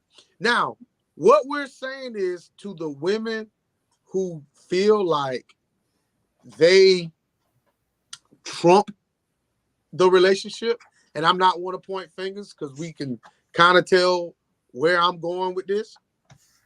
If your man comes to you, and Fatima has said it, if your man comes to you with an issue, even though you're holding back from saying anything, deal with him and suck it the fuck up.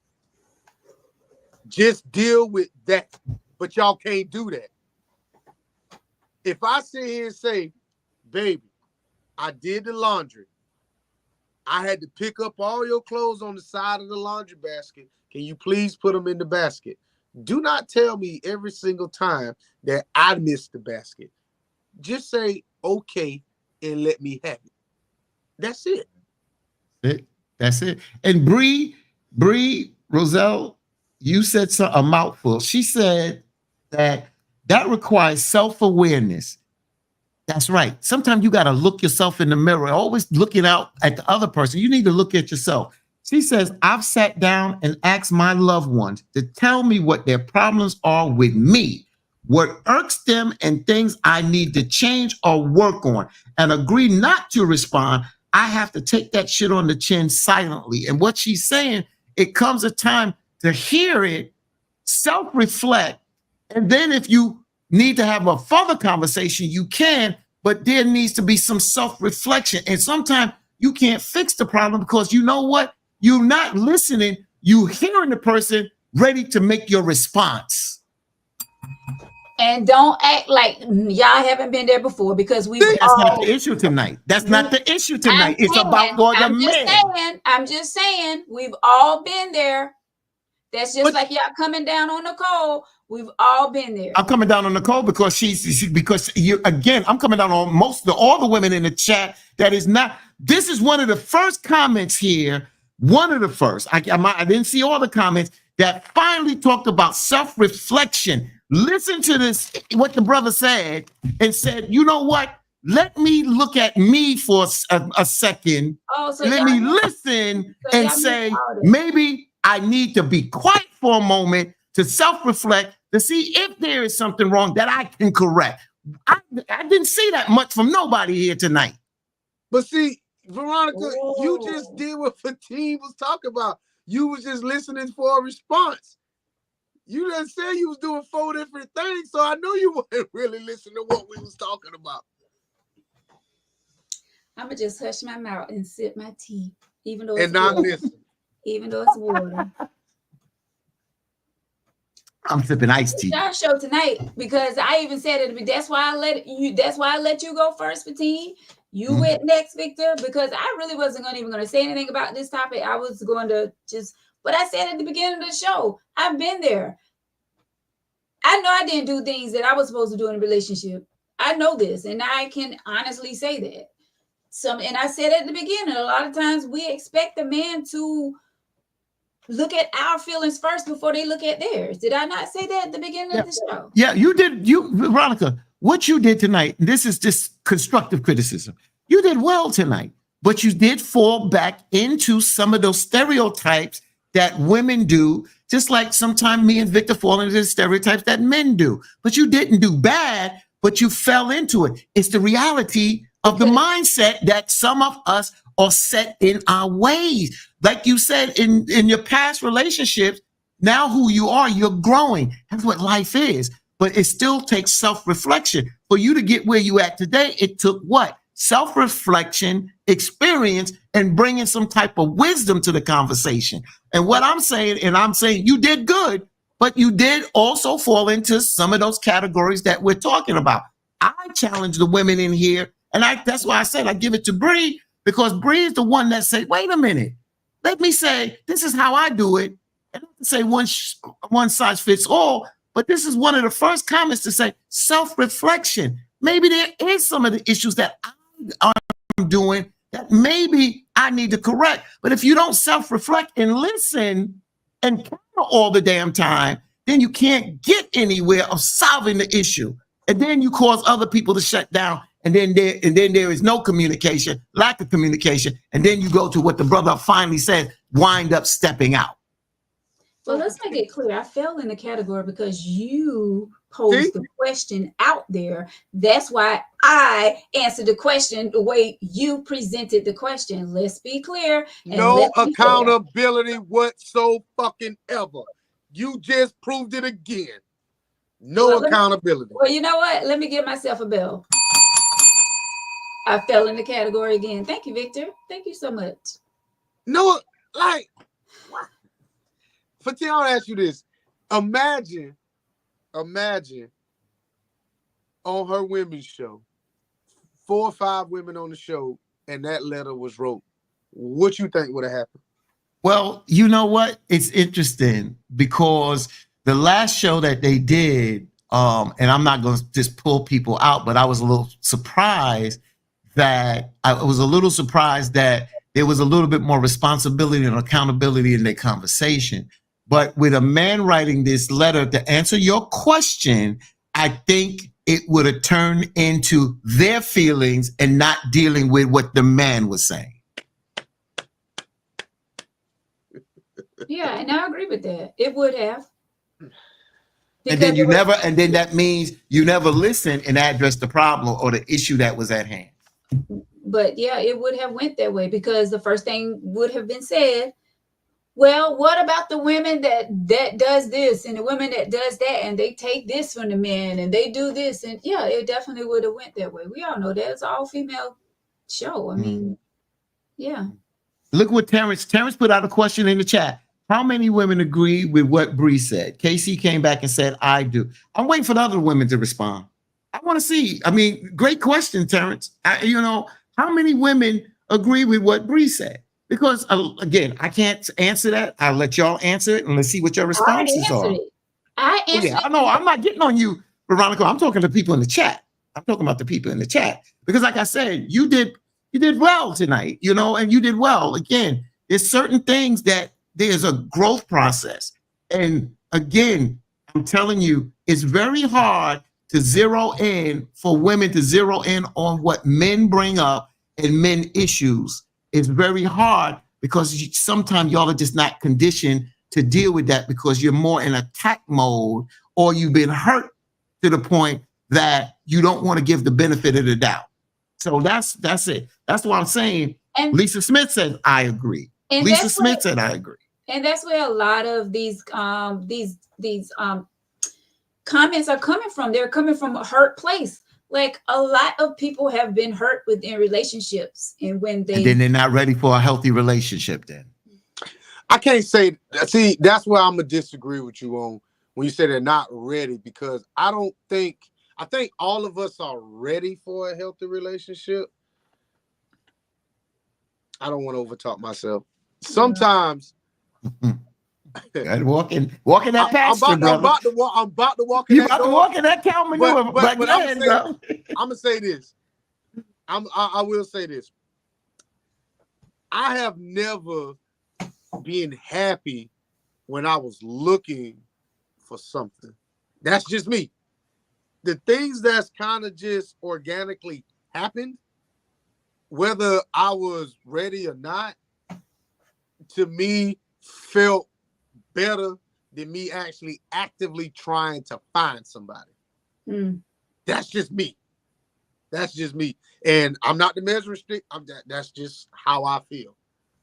I think it always works out better that way when you're not expecting it, when it just happened. Like the person is just, bam, there they are. Like, where did you come from? Like that song, You're Not Supposed to Be Here. Denise says, he also said, and talking about the man in the letter, he also said it's not a one size fit all. This is just his opinion. However, some men just has it in them to cheat just because. Temptation. You do you do the same thing. That's not what the conversation is about, Denise. That's the problem. But you go right to that damn cheating thing and deal with what he says that can lead to. About cheating. No, the letter. No, the letter is about bringing these issues and Why handling these and issues. cheat. And what's some of the reasons that can cause you to go out there and cheat? Cheat. What right. What can cause you? But let's have a conversation on some of these issues and deal with these things that you can stop possibly for someone to even think about doing that. That's the conversation. The end result is cheating. There are so many other things that could have been handled before we got here. I think that's what y'all missing the point. That's it. I said have the conversation. Yeah. And brother, but the conversation, but this is the thing, having the conversation is also a downward spiral. The conversation shouldn't even be had. If you're doing what you're supposed to be doing, there's no need for a conversation. If I'm doing what I'm supposed to be doing, there's no need for a conversation because we won't have those type of problems. Yeah. If I'm paying attention to you and you paying attention to me and you pouring into me and I'm pouring into you, what are we talking about? There's nothing to talk about. Oh, okay, so you got that perfect relationship. See, okay. And that's it. Because when two people are in tune with each other, what am I complaining about? It's not about complaining. It just because you're having a conversation don't have to be complaining all the time. You can be having a genuine conversation about, I don't know, the dog outside. See, and once again, you missed everything that I just said. What I just said, if I'm pouring into you, you pouring into me, I'm in tune with you, in tune to me, there's no need for those type of conversations. If we're talking about the dog outside, yes, that's a conversation, but that's not the conversation what I was talking about. Well, you didn't say those conversations. And that's why we ain't in tune with each other. You're right. Absolutely not. Yeah. So I know our time is short. So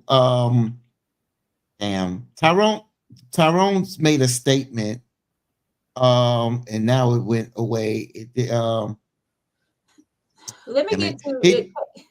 Yeah, I just want to get to him basically saying about if you compare your present relationship to your past relationship, you haven't let go of your past relationship.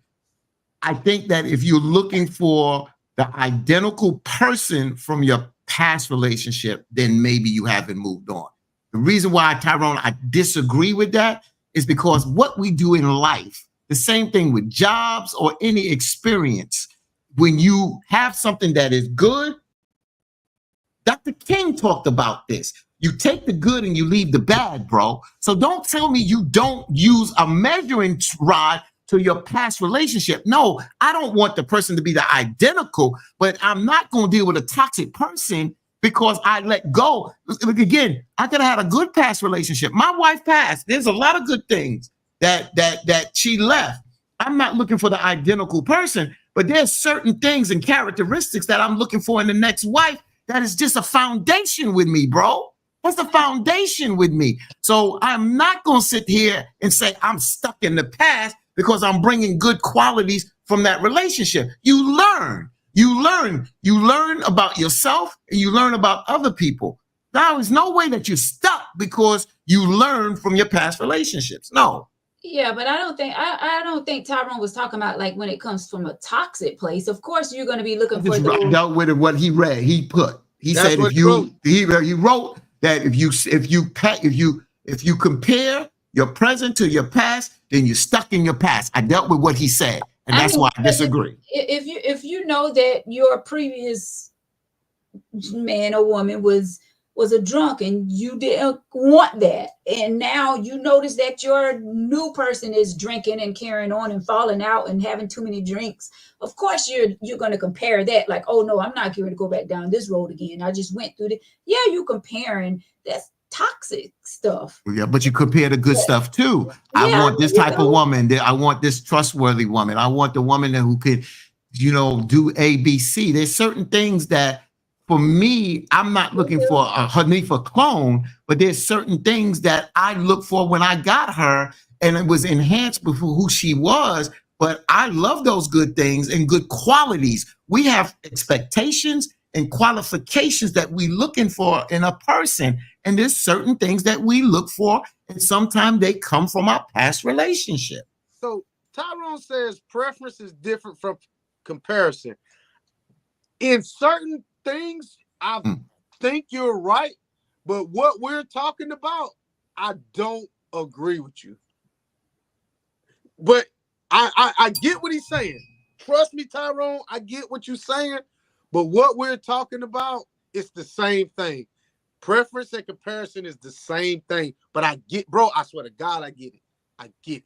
So do you get what I was saying tonight? No, not a bit. Not even a little bit. Oh, she poking the bear now. That's what y'all women do. You poke the bear. And then you poke the bear. And then when we come out and bite y'all asses, oh, the bear bit me. He ain't no good. You poke the damn bear. Shoot You the bear. poke the bear. Oh, I guess we forget Harambe. The little kid jumped in the zoo fucking with a damn gorilla. All of a sudden, the gorilla did what the gorilla was supposed to do. Now we killed the damn gorilla. Stop poking the bear, y'all. It's not relationships. That's why I keep saying, when I said last time, and Victor, and I know what Victor was saying, but I keep saying a lot of time, marriage is almost one-sided. It's about y'all women. It's more about y'all women than it's about us men. We play second fiddle in a goddamn fucking relationship. Oh, so you want to disagree with me all last week when I said the woman ran the relationship and you went, oh. I didn't say a woman run the relationship. I'm just saying it's about them. I don't use the word run and about them is two different things. Okay, it's about them don't mean that they run me, but it's more about them than us.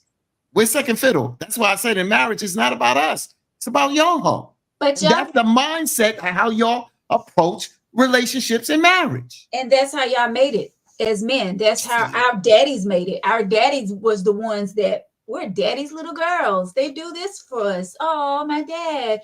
So we take it, we go out here and we expect for the men to put us first as well. You'll get princess treatment if you are a princess. A lot of y'all are ugly ducklings and want princess and queen treatment. And hell no, you ain't getting it. They what, bro? They're ugly ducklings and they want princess and queen treatment and they ain't getting it, bro. Bullshit.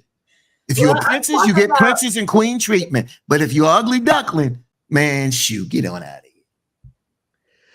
He said y'all ugly duckling. Oh Lord. Well, I'm not talking about the ugly ducklings, okay? Yes, I'm talking about personalities. I'm not talking about looks. I'm talking about personalities. I'm glad you said that because all they heard was ugly. That's right, bro. That's right. They key on one thing. Boop, boop, boop, boop, boop, boop, boop. Yes, y'all deserve y'all crowns. Some of y'all are kings. Some of y'all are queens. See, man, let's end this show because old girl on some bullshit now. Oh. The lies you tell married men are happier than married women. And that's some bullshit. KC, you know I'm calling your ass after this show. That's some bullshit. I don't get her straight. No, say it now. You got Nicole straight. What you got to say to KC? So KC, the lies you tell, married men are happier than married women. That's a conversation that has to be told. I don't know how many married women are in here. I need to hear this from married women. I need to hear more married women instead of single women. I need to hear this from married women, and then let's talk to married men. Wait. Married women that are currently married. You can't say no because it can't be married women. Don't they mean current? Married women mean current. If you've been married, she said that's married. different from current. Yes, but she said married. It's all about the word, and you missed it. She says the lies you tell, married men are happier than married women. So women that have been married may want to chime in on this. I feel like that would be biased if they did. That's not how she worded though. She said married women, meaning today married. Oh, okay. So I did a little quick. You can okay. Yeah, I did a little quick research on this. What? Go ahead, Fatine. Since Casey brought about studies, so it says the question of whether married men are generally happier than married women is complex and depends on various factors such as individual personalities, cultural norms, as the dynamics of each marriage. However, research often shows that on average, married men report higher levels of happiness and well-being compared to married women. Several studies suggest that men tend to benefit more from marriage in terms of mental and physical health, financial stability, and overall life satisfaction. One possible reason is that women, even in modern times, often carry a disproportionate amount of the emotional labor and domestic responsibilities in relationships, which can contribute to stress and lower levels of satisfaction. So you raise a good point. And, you know, like I said, I listen, you put it out there, I disagree, but I researched it and I see what you're saying now. See, we do that. A lot of y'all didn't do that tonight. Y'all just jump. That fast, bro. Chat GPT. He be on that Google. Bro, nah, Chat GPT. No real research takes a lot longer than that. Bro. Nah, it pulls, bro. Trust me. So you trust me? Chat keep what? CB. Trust me, brother. Y'all better get with AI because AI gonna replace a lot of y'all. I hate to tell you that, but that's another conversation. The bottom line is, it's a conversation, Casey, and I didn't look at it. I mean, you know, I didn't look at it like that, you know. And I look at it like this: when I talked about my relationship, when me and Hanifa was happy, I was happy.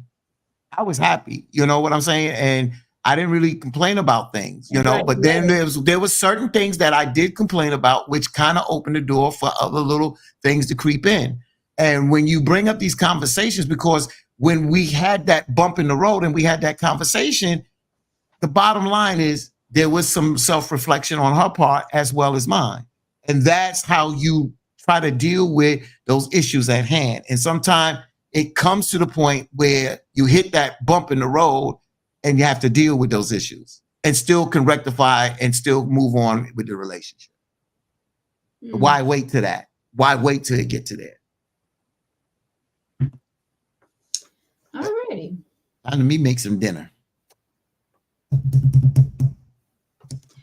On that note, wait, I wanted to get what something Bree said. I wanted to get to something Tyrone. Tyrone said, but we gotta go. Oh, I thought you could read them. Bree comment was it this one? Bree says, however, your partner has to be able to be open and honest and express their true feelings. Absolutely. And y'all deal with our true feelings? That's the next question. Can y'all women deal with our true feelings? Yes. Winter, I said sometimes we have to have tough conversations. I said you did say that. Winter says some women can't accept accountability when a man expresses what his problem is with her because she feels she's doing everything right. Did you get Winter's other comment? I will disagree because I get hit on more by married men than single men. Absolutely. Can't be too happy. And Tyrone says, it's true. Married men are happier because we don't feel like we're missing out on nothing, but married women focus on what they think they're missing. Please, Tyrone, get out of here. Tyrone, I don't disagree with you much, but get out of here with that one. Okay. All right. So let's get out of here, guys. So what are your final thoughts? I know I don't have final thoughts for this one. I'm going to leave the final thoughts to you guys on this man that wrote the letter. I just think that, first of all, thank you for this letter, my brother. I think you hit some real good conversational points. This is a conversation that I'm asked without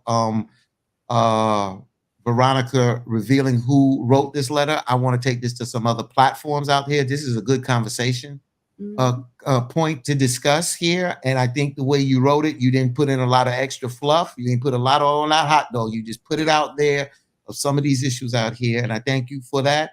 And I just think my final thoughts is that we need to start listening and realize a relationship. If we're in a relationship, it's two people and it's not just about you. And we both have to self-reflect to see how we can improve to make ourselves better, then in turns make the relationship. Absolutely. think Bro's question really never got answered. Because I feel like me and Fatim were not equipped to really answer those questions, because the question was pretty much directed to the women, and that, like he said, that just didn't happen.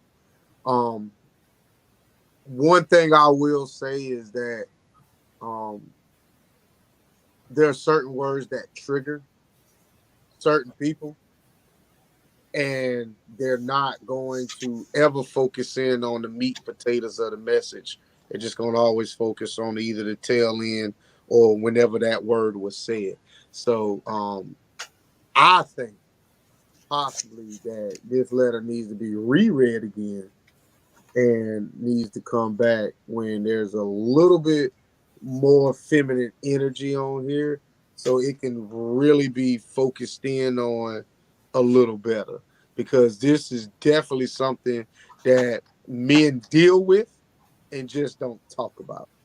So that's just my final thoughts on that. We had a new person that was with us tonight, Terrence McClown. It says McClown.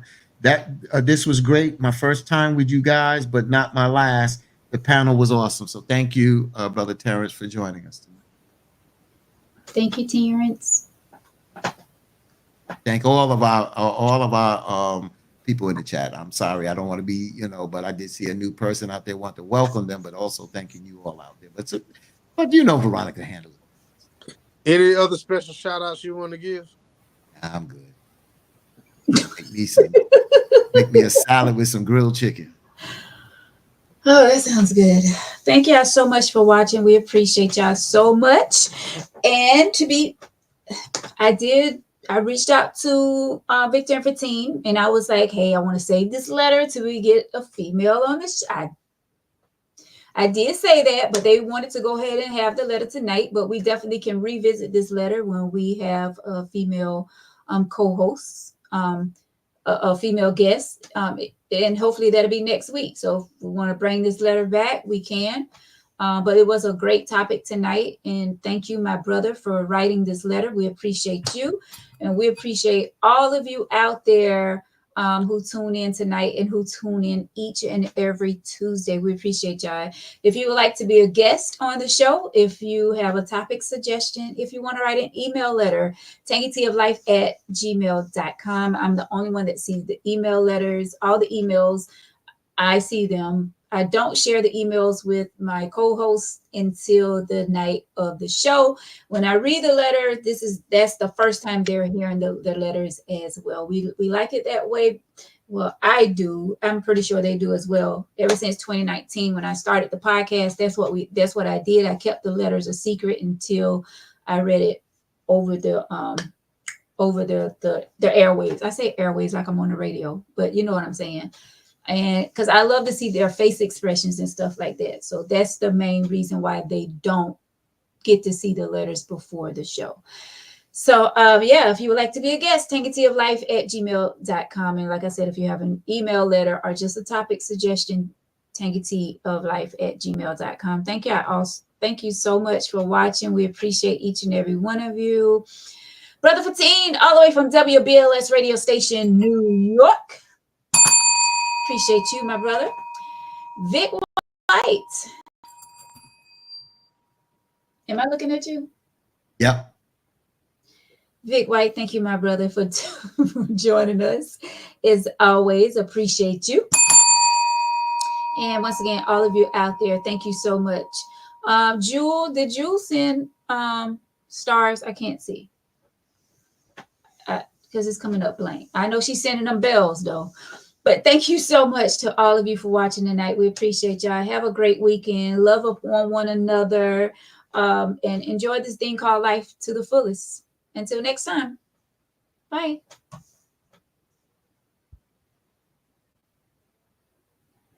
Good night. Buenas noches.